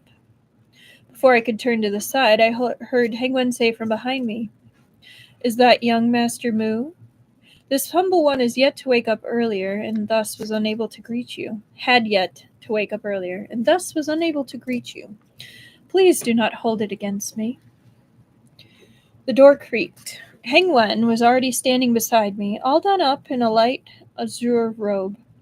There was no way to tell at all that he had just crawled out of bed. Naturally, Mu Ruoyan had to answer that it was too presumptuous of him to come over so early in the morning, disrupting Hengwen and my sweet dreams like that. He exchanged a few words of pleasantries with Hengwen, after which Hengwen let him into the room, leaving the few bodyguards to stand by the doors. Inside the room, they politely offered each other seats before Mu Ruoyan finally settled down at the table. Is Guangyun Daoshang still sleeping in his room? Hengwen picked up his folding fan and waved it as he answered. That's right. Daoshang is advanced in age, and he probably is a bit tired after taking the boat yesterday, so he retired early to his room. I don't know if he's cultivating in silence or sleeping, so it's not convenient for this humble one to disturb him. If young Master Mu needs to look for him, you can try knocking on his door. I stood beside the table and circled twice before dragging over a chair for myself. This was clearly about me, but I could not butt in. The feeling in my heart was rather indescribable.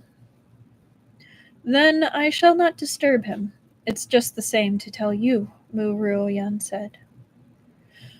War is impeding in the southern commandery of late.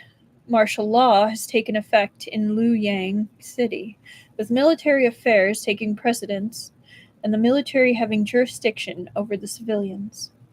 They have issued a new command yesterday to run a check on the city's population. He frowned as if deliberating over his next words. I'm afraid the inns in Luoyang have all been temporarily shuttered. While taking a break at a tea booth yesterday, this humble one heard that the two armies of the imperial court and the eastern commandery are pressing in towards Luoyang, Hengwen said. Presumably, General Shan intends to fight it out to the end on the water, and in order to guard against spies is clearing the city of people who have no business being here. They wouldn't even let us stay in the city? I could not help but blurt. Guangyunzi and Daoist saved this humble one's life back at the inn in the eastern commandery, Tianshu said unhurriedly, and I have still yet to repay him for that great kindness. This humble one has a modest residence in the city. If young Master Zhao and Daoist would not mind, you may come and stay at my residence for a few days. Hengwen shut his folding fan, answering with a smile. Young Master Mu, you are clearly aware that I could still be an advisor of the Prince of the Eastern Commandery's manor, and the Daoist Master Guangyun is such an enigmatic character that he raises suspicions as to his motives. And yet you would still let us stay in your residence? Are you afraid that he pointed a fan at me, the Daoist Master Guangyun and I would collude with the Eastern Commandery's troops? That we would act from within and without to harm General Shan? Even if these events really do occur the way young Master Shao says, you've already revealed it to me, Ruoyan said. So what is there to worry about? It's not a great way to handle, hey, there might be a spy in my house. Well, even if you are a spy, at least I already know. Like, hey, it's fine.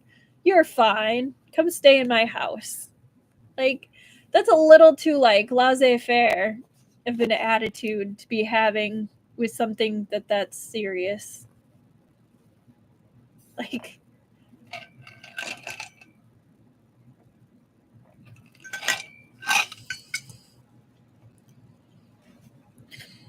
Hengwen studied Tianshu and remarked, impressive, impressive. I almost blurted out those same words. In clearing out Luoyang's city this time, Shan Shengling undoubtedly wanted to get rid of both this immortal lord and Hengwen, lest he get sick of seeing us. And by inviting us to his residence at this time, one could guess that Mu Ruoyan was a man of noble character who trusted Hengwen and me. Or he meant to keep an eye on us under the guise of doing us a favor. Hengwen's interest was promptly piqued. At his side, meanwhile, I gulped. Could almost see in him the little flame of enthusiasm that loved getting involved burst of flame. Sure enough, young Master Zhao smiled readily. Since young Master Mu extended the invitation, this humble one shall not stand on ceremony. However, the Daoist Master Guangyun is still in bed.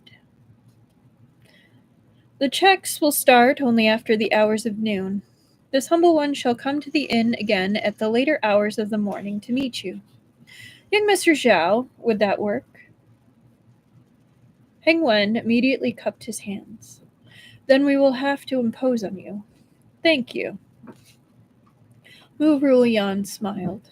There's no need to stand on ceremony. Those round, clear eyes turned to this mortal lord's face and paused. I felt that he was seeing right through me.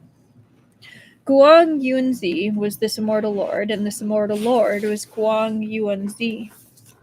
But Mu Ruoyan had now seen Song Yao. What was I to do? Before my thoughts could overtake me, Hengwen adopted a solemn expression and addressed me. That's right. Since they will be conducting checks at the hours of noon, you should pack up now and depart the city before then. Instantly, Mu Ruoyan's eyes became lined with doubts. I could think of no excuse as to explain away such a hasty retreat, so could only hedge it and say, no rush, no rush. Though the matter is pressing, it's not that urgent. Noon is not too late a departure time. Hengwen's eyes narrowed as he smiled, and his voice was deeper than usual as he responded. That's right. I was so preoccupied with other matters last night that I didn't get to have a good chat with you. In that case, leave at noon. Mu Ruoyan stood. This humble one still has some other matters to attend to, so I shall not impose on you any further. Let's meet again in the late morning time. Hengwen and I stood up and saw him to the door. The guards outside the door swarmed over. It was at that moment that there came a shout beside us. Excuse me! Excuse me! Please let me through! A waiter carrying a basin of hot water turned sideways in an attempt to pass us. Hengwen and I stepped back while Tianshu moved to the side. The waiter tottered through, his back bent with the burden of his load. Perhaps it was the bright gleam from the bodyguard's weapons, but just as the waiter reached Tianshu, his hands trembled and he faltered on his feet. A bodyguard threw a flying roundhouse before the hot water could splash Tianshu, sending both waiter and basin flying. Water splashed all over the floor, and the basin clattered to the ground, while the waiter went crashing heavily right into the next room. The door slammed open, and the waiter let loose a string of tragic cries as he tumbled in.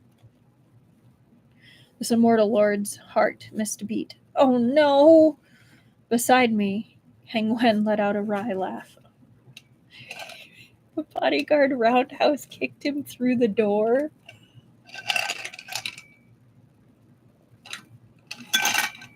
I call that a little overkill right there.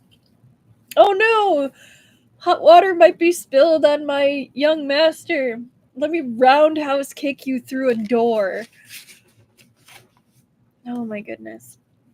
The bodyguard surged forth, a forest of spear tips bristling at the waiter, and then all at once paused. The room held a fox and a mountain cat, not to mention quite a few rare objects. However, Captain, there's a Daoist priest lying on the ground. Guangyunzi, oh Guangyunzi, I have let you down. I've borrowed you for my own use and should never have thrown you aside like sleeping like a corpse. Mu Ruoyan's expression underwent a change then. He swept his gaze over Hengwen, over me, and strode into the room. I had placed Guangyunzi in a spot with excellent geomancy last night. Anyone who looked into the room would spot the body lying stiff and hard on the ground. Look, young Master Mu, Captain, a bodyguard addressed them both. The way this Daoist master is lying is so strange. Their interest piqued. Mu Ruoyan and a big burly man, who must have been the captain, made for a closer look. I dashed to the door. A smile meant to please plastered across my face. This Daoist master, Guangyun, is a great master with profound cultivation, and the actions of a great master are not what us mere mortals could fathom. Perhaps he is cultivating some secret and profound technique of a certain sect and needs to lie on the floor to absorb the essence of the earth. The head bodyguard stroked his chin as if enlightened, but Mu Ruoyan knitted his brows into a slight frown. We are on the second floor here. How is Daoist Master Guangyun able to absorb essence from the earth? Hengwen looked at me resignedly out of the corner of his eyes. I held a fist to my mouth and coughed. This humble one was merely saying. It was a guess. Daoist Master Guangyun, he's a great master, after all. How masters go about their business is beyond what common people can fathom. Mu Ruoyan's frown deepened even more. I continued. The Daoshang is cultivating and likely would not appreciate being disturbed. Young Master Mu said yourself earlier that you still have important matters to attend to, so don't let these trivial matters bog you down. You should hurry back first. The head guard moved closer to Mu Ruoyan and whispered, Young Master Mu, if I may, this person seems evasive with his words, as if he's hiding something. It's rather suspicious. Is there a problem? Is this immortal lord's 1,000-year elegance and poise not enough to send you mortals to your knees? When the head guard saw the cold gaze this immortal lord directed at him, he lowered his voice even more. Besides, this person comes from questionable origins. He's dressed like a dandy, but his clothes are in disarray, and he's such a slick talker. If I may, he's very suspicious. I kind of like this guard. He's like... Anyway, Hengwen looked at me again with helpless resignation. This immortal lord was miffed. Before my ascension, I had been considered a refined and distinguished young master in the capital city. The capital city counted all sorts of young masters among its stable, occasionally creating a ranking, and this untalented one even placed first once. This thick skin of mine had endured the vicissitudes of life and weathered thousands of years of hardship. It was not what it used to be, but surely it had not deteriorated to this low of a point. My expression frosted over as I straightened my back, adjusted the front of my clothes, and stood with hands by my side. The fox and mountain cat crouched on the bed, likely having taken the initiative to move there after this immortal lord and Bai Hua Lingjun left this morning. The mountain cat cowered behind a pillow at the corner of the bed, its green round eyes wide open, while the fox remained curled up, looking nonchalant. The captain used his eyes to signal the bodyguard still standing by Guangyunzi. The bodyguard caught the hint and immediately squatted down. The fox on the bed peered at the scene through its eyelids. Mu Ruoyan entered the room. The bodyguard extended a finger under Guangyunzi's nose for a moment, then pressed down on his chest, feeling for his pulse. He held down the side of his neck and lifted his eyelids before he turned back and announced, "Captain, this Daoist priest is dead." "Oh," Hengwen blurted in astonishment and grief. "Don't tell me Guangyun Daoshang has passed into immortality." My face twitched. Or perhaps Daoshang is emulating Li, the iron clutch of the eight immortals, and his soul has left his body to go wandering on the astral plane. Mu Ruoyang stayed at Guang Yunzi's side, looking down at him without expression. With what seemed like a sigh, he said, "Looks like we'll have to ask both of you to make a trip down to the local perfect's office." An hour later, Hengwen and I stood in the main hall of the prefectural office of Luoyang. Guangyunzi had been placed on a stretcher, which the bodyguards bore to the office. He was laid out in the main hall as material evidence, right beside Hengwen and me. This immortal lord and Hengwen Qingjun could have simply fled on a gust of wind at the inn, but without accomplishing the mission handed to us by the Jade Emperor, we did not dare expose our identities so soon. It would be bad if we manifested our true forms, displayed our abilities in broad daylight, and ended up scaring the crowd of ignorant civilians witless. So we concluded we might as well take a walk to the Perfect's office and see what they could try on us. The fox had taken advantage of the chaos in the inn to make its escape. The mountain cat, on the other hand, did not manage to flee in time given its low cultivation, and Mu Ruoyan, having caught sight of it, had petted it for a moment before picking it up. The mountain cat seemed to have taken to Mu Ruoyan on the boat, and it cooed and nuzzled against him, letting him carry it onto the horse carriage. Hengwen had quite the interest in the prefectural offices of the human world, and he sized up the place left and right, up and down. But I was afraid that he would admit to the crime during the interrogation just to satisfy his interest in the inner workings of a prison. "Yep, totally did it. Did it. Put me in irons. Let's go." The office runners were all yawning, and the prefectural perfect had yet to hold court. It was then that I whispered, "So much for friendship. You left me to explain by myself just now without even helping." "You were speaking to Mu Ruoyan with such a glib tongue," Hengwen said. "How could I steal your thunder? He shook his head as if rueful. I think he was a little jealous he was speaking to Ruoyan, not gonna lie. Maybe I'm reading into it, but like, he was letting him struggle with himself right there. How many bodies do you think this guy's gonna go through while trying to fulfill this quest? Because like, I feel like another body's incoming because he's not really supposed to be like himself down there. I mean, Hengwen kind of is, but that's Hengwen. He seems to have a little more liberty to do whatever he wants. But we'll see. This immortal lord was poised to respond when a loud noise sounded in the hall, signifying that the court trial was about to start. A person dressed in the blue attire of a civil official, supposedly the perfect, emerged from behind the screen to stand before it, but held his head low and hands down at his sides. He was immediately followed by another person from behind the screen. This time, it was an acquaintance. Nanming Dijun, Shan Shengling. General Shan, in a gallant manner, settled down on the old-fashioned wooden chair to the left. Only then did the perfect dare take his seat, beginning the court session. He slapped down the wooden block that served as a gavel and said, "The audacity of you criminals! Why are you not kneeling in the presence of this official?" This immortal lord and Hengwen remained standing at leisure. Shan Shengling was seeing this immortal lord's real body for the first time, and he feigned nonchalance as he assessed me. The perfect smacked the wooden block down again. "How dare you! To remain indifferent when this perfect is asking you a question. I ask again, how did you murder this Daoist priest? Confess now!" This immortal lord really could not watch any further.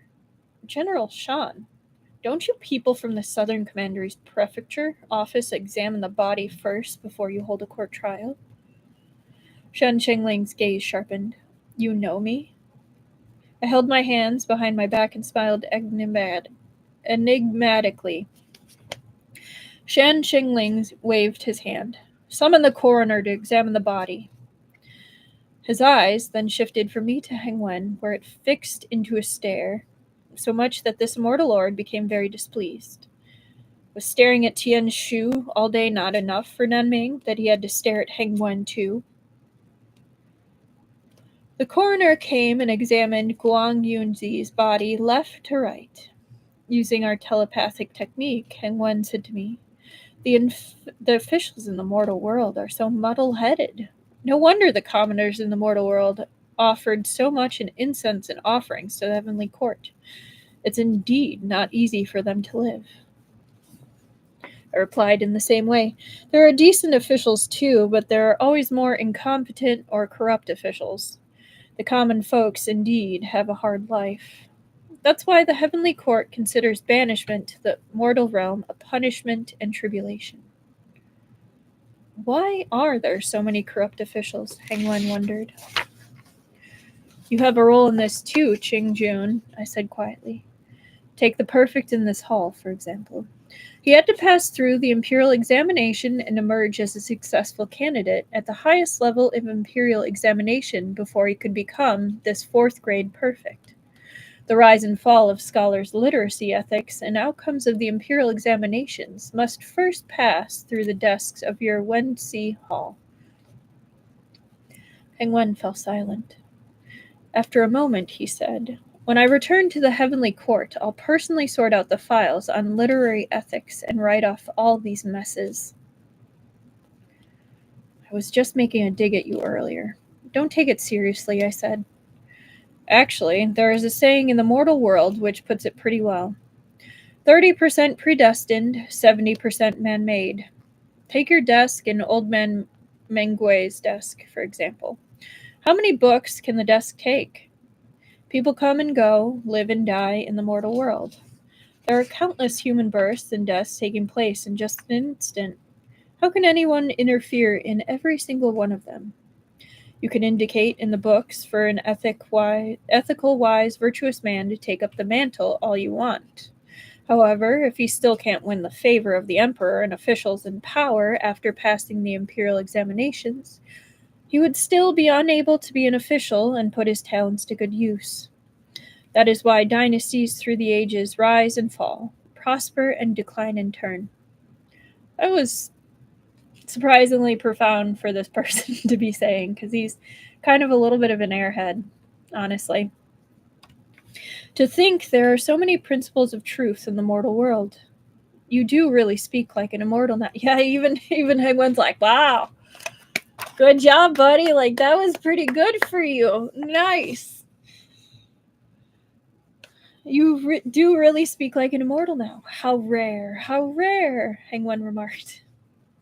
I've been in the heaven for several thousand years, I said. Have I ever said anything that did not sound sagely? Yes. Hengwen clicked his tongue. The coroner, finally finished with his examination of Guangyunzi, reported as he trembled. To report to General Shan and Your Excellency, there's nothing abnormal with this Daoist priest's body. This humble one did not see any trace of murder. These 2 bits of good-for-nothing scums must have used some special means, the prefect said. Men, bring out the torture instruments. Looks like you and I will have to ride like the wind, I said to Hengwen, through our technique. Let's wait for them to bring in the torture instruments. It still won't be too late to leave after I've taken a look, Hengwen said. The prefectural runners carried in a set of clamping rods, then ignited a basin of fire and thrust a branding iron into it. Hengwen shook his head. The prefect let the wooden block meet the table again. Apply the torture! The prefectural runners lifted the clamping rods and advanced. Just as Hengwen and I were about to breezily make our escape, a cold voice rang from outside the hall. Hold it! A person strode across the threshold, and with a wave of his sleeve, swept away the prefectural runners who had gone over to stop him. He strode into the hall and stood before Hengwen to shield him. Who dares to touch my young master? He said, his voice ice.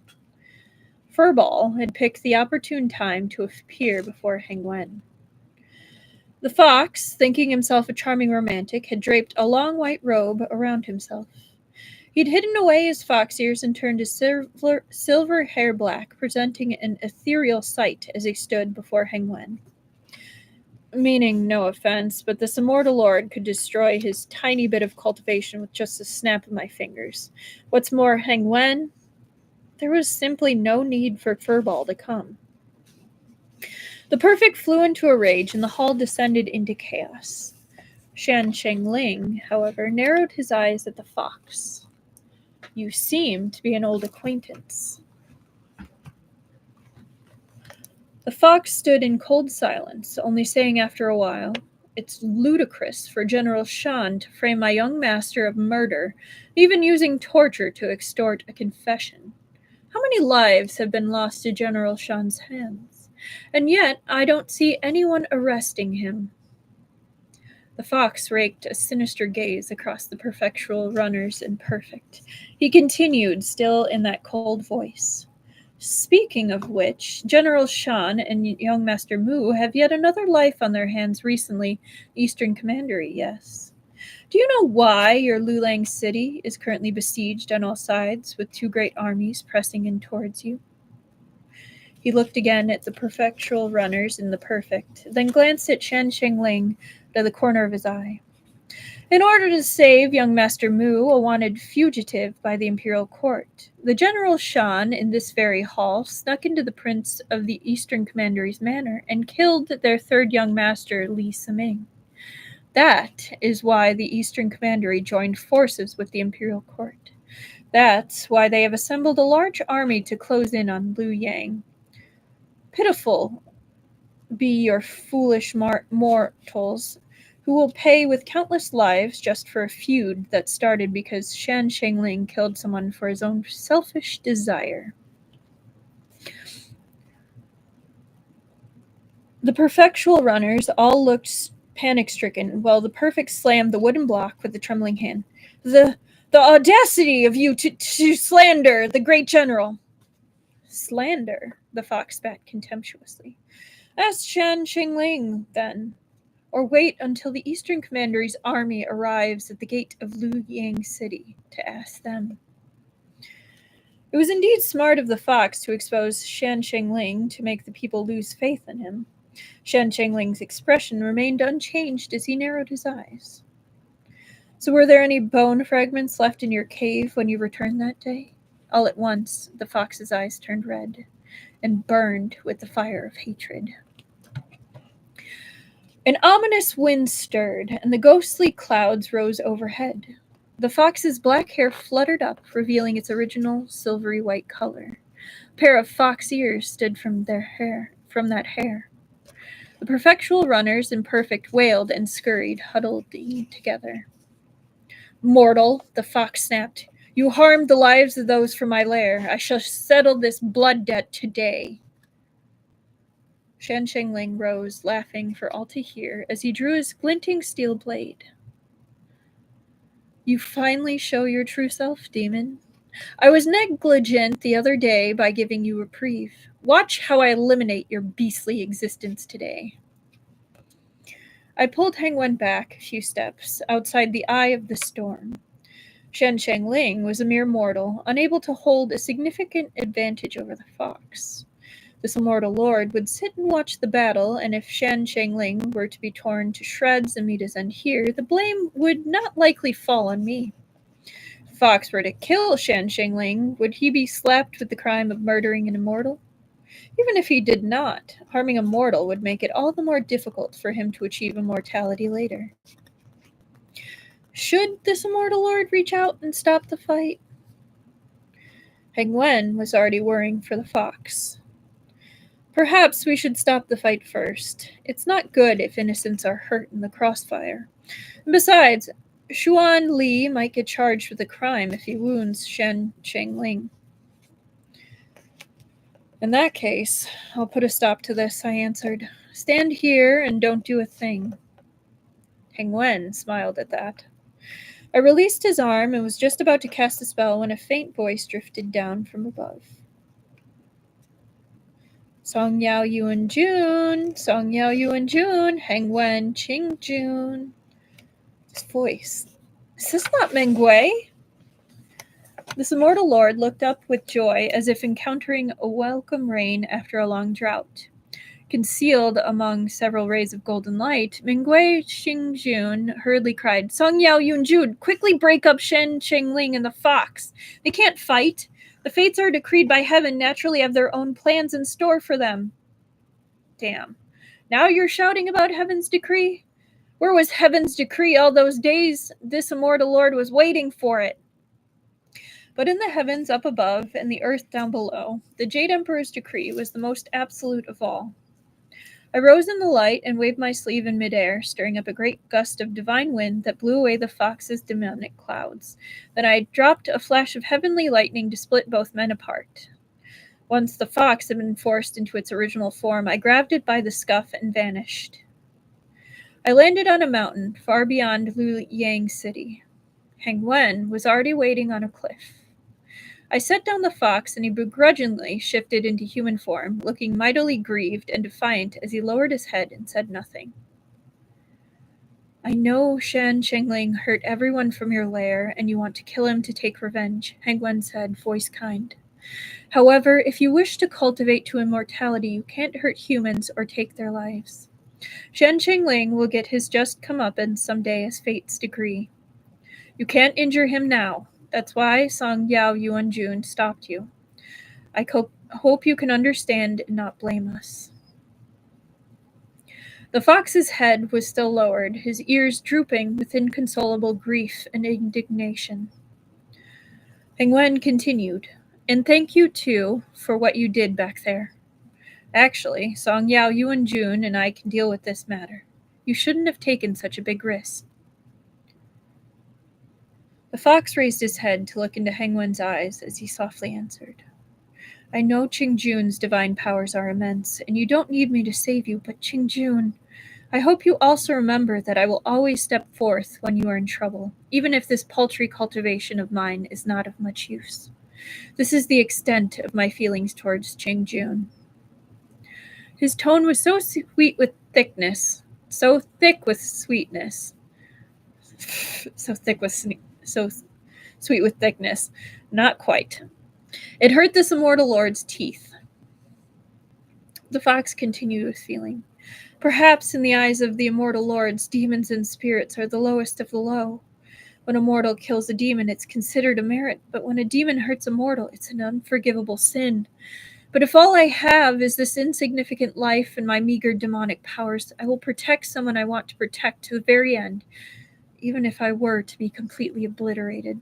You gotta give it to him. Like, he's really given it his all right now. This immortal lord sucked in a breath of cool air and cut him off. Qingjun is surely aware of your feelings to him, but you should know that the one listening a few meters away with his ears perked is Hengwen Qingjun. If the heavenly court were to find out about your homoerotic feelings for Hengwen Qingjun, you would not be the only one obliterated. If you do not want to implicate Qingjun, revisit this kind of talk another day. The tips of the fox's ears trembled as he raised his head, then lowered again. In that case, I shall take my leave and stop holding you up. He gazed at Hengwen, again with feelings so deep this immortal lord's hair stood on end.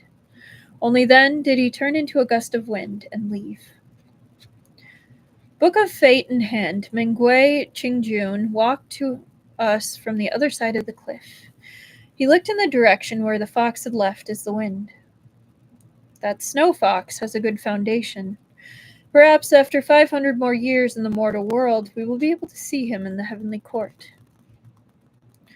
Qingjun, does this also fall under the jurisdiction of your Book of Fate? I asked. Hengwen Qingjun stroked his beard and smiled. Those who cultivate have already broken free of the cycle of reincarnation. So by all reasoning, they do not fall under the jurisdiction of heavenly court. However, he pressed down on the cover of the book. It is also possible that there's a spot for it in the Book of Fate. This is heaven's secret. I'm not at liberty to reveal it. I hardly see you descending to the mortal world of late, I remarked. Did you imitate Bai Hua Lingjun and make off to the western paradise for tea? The tune you are singing is the same as his. Hengwen laughed dryly. Sorry, Song Yao Yuanju. I'm truly sorry. Just so happens that there's a thorny issue in heavenly court this lord must attend to, which held me up for a few days. The Jade Emperor is concerned about Yuanjun's trip this time around, and even used my observation mirror for a time. He's very satisfied with everything Yuanjun has done over these last few days. My heart suddenly skipped a beat, but it was with a smile that I said, You flatter me. It's all thanks to Qingjun for looking out for me. Hengwen then said to Hengwen, How has Qingjun been these days? The Jade Emperor asked after you and entrusted me to pass you a message on his behalf. The doctrine dialogue is just around the corner. When will you be returning to the heavenly court? I'm truly humbled that the Jade Emperor asked after me and had Qingjun convey this message. Xingjun, Hengwen said, if the affairs in this world are settled sooner, I'll report back to the heavenly court. If not, I'll return to the heavenly court when the day comes around and ask the Jade Emperor to send someone else down to the mortal world to assist Song Yuanju. May I covered Xingjun to convey my reply on my behalf? Yes, Xingjun. Hengwen cupped his hands. Do rest assured, Qingjun. I will surely pass on your message to the Jade Emperor. After all this rambling had concluded, Hengwen began to flip through the Book of Fate's pages. This immortal lord, always uneasy at the sight of it, asked, Xingjun, can you show me the words in your book first? Verbally spoken words are not as clear as the written ones. Only once I've studied them carefully can I do a better job at putting the Jade Emperors in your mind at ease. The body of the Daoist priest Guangyun was still being held in the prefectural office.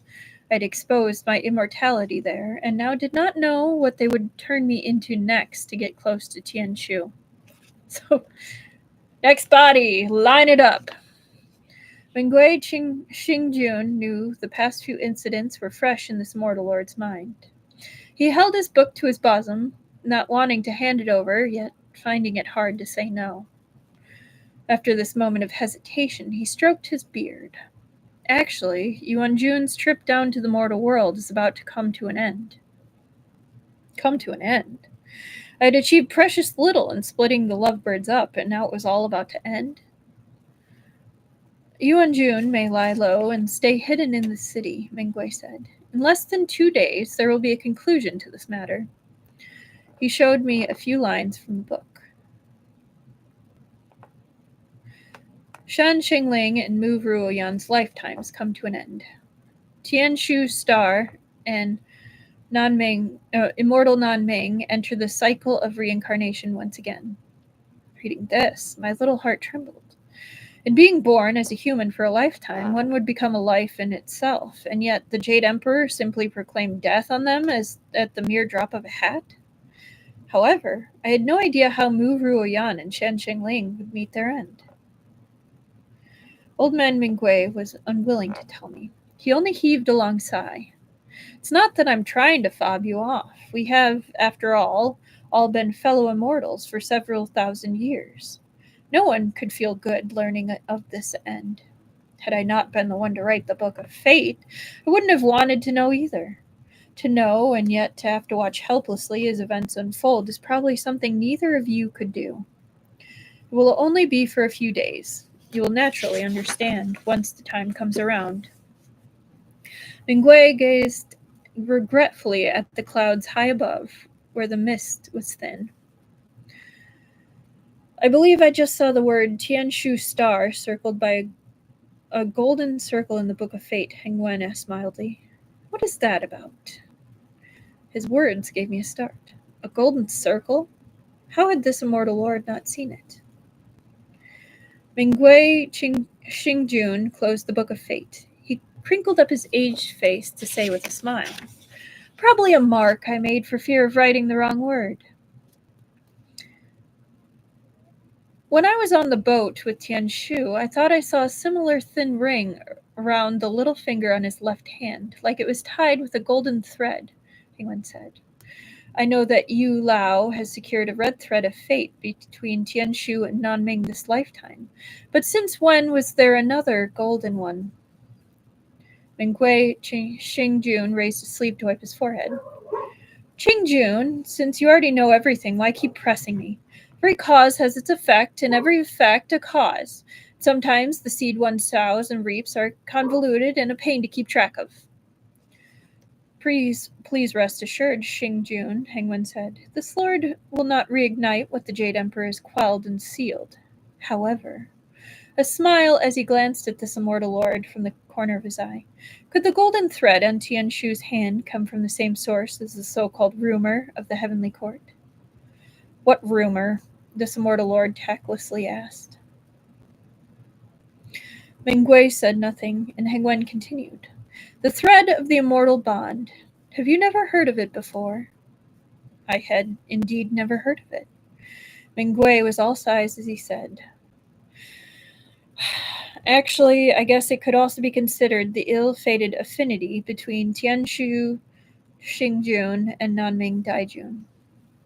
Could you be more specific, I asked, but on seeing the pair's unfathomable expressions, I sensibly added, if it's a secret of heaven, then forget I asked. Mingwei sighed again. It's really no secret, Hengwen said. It has been said that when Tianshu Star and Nanming Dijun were first born, they shone and reflected each other, inextricably connected. Tianshu Star was originally the star of emperors, one who protects and blesses the preordained son of heaven with the aura of an emperor in the mortal world, while Nanming Dijun was in charge of the fortunes and destiny of a nation. Both immortals mutually complemented and assisted each other as if they were one. So the legend goes, a thread of immortal bond was later formed between Nanming Dijun and Tianshu Xingjun. Actually, this thread is somewhat similar to Yu Lao's red string of fate, mutually binding them in an entanglement of immeasurable love, adoration, and tender affection. So it turned out that Tianshu and Nanming had this deep a past. Could the Jade Emperor have banished Tianshu and Nanming to the mortal world, this time to sever that thread of love? We're setting up love trials, Yu Lao's red thread of fate, and even this immortal lord, all just to sever their love with another kind of love. Mingwei looked back at this immortal lord, still saying nothing. It's too late, Hengwen shook his head and said in a heavy voice. The thread of immortal bond has a slip knot and a dead knot. A slip knot can be undone, but the one on Tianshu's hand now is a dead knot, if the tales are true, and cannot be undone unless he is completely obliterated. I was stunned. Actually, Mingwei faltered. The Jade Emperor made such an arrangement only because he is also trying to think of a way to undo it. After all, he sighed loudly, shaking his head. He patted this immortal lord on the shoulder in passing, then cupped his hands to Hengwen. I still have some trivial matters to attend to in the heavenly court, so I shall take my leave first. Then, riding the wind and the clouds, he returned to the heavenly court. Alrighty then. So how about that? We have reached body number 2 that Song Yao has unfortunately lost, died, used. So we're potentially on number 3 unless he's going to be allowed to just use this form. But I mean, we're like halfway through. Is it halfway? Yeah, it's a little over halfway. So I'm like, they're probably going to give him another body. And I'm kind of curious to see what body they give him. Because they appeared already in front of him. But we'll have to see. Like, that sounded super ominous with the immortal thread. And, like, I mean, red thread of fate is pretty common lore, but the immortal thread, where it's binding it extra, like, I think it's fascinating that in this sense, like, romance and love in the immortal realm, where I guess they're not doing all or nothing, where it's like an not Aztec, but like ascetic lifestyle would be like without sin, without like drinking, without like that pleasure kind of aspect with the cultivation. Like I could see then if like romance and love was more restricted, because that'd be like passion. But like they're talking about like special gardens and like drinking wine and like playing games. So like it's interesting that that's the sticking point, is no relationships or romance of that nature. But I don't know. I'm intrigued to see where we go on Monday. And we will see about Tuesday, but probably it's just going to be Monday next week. Because I actually have a medical thing going on Thursday.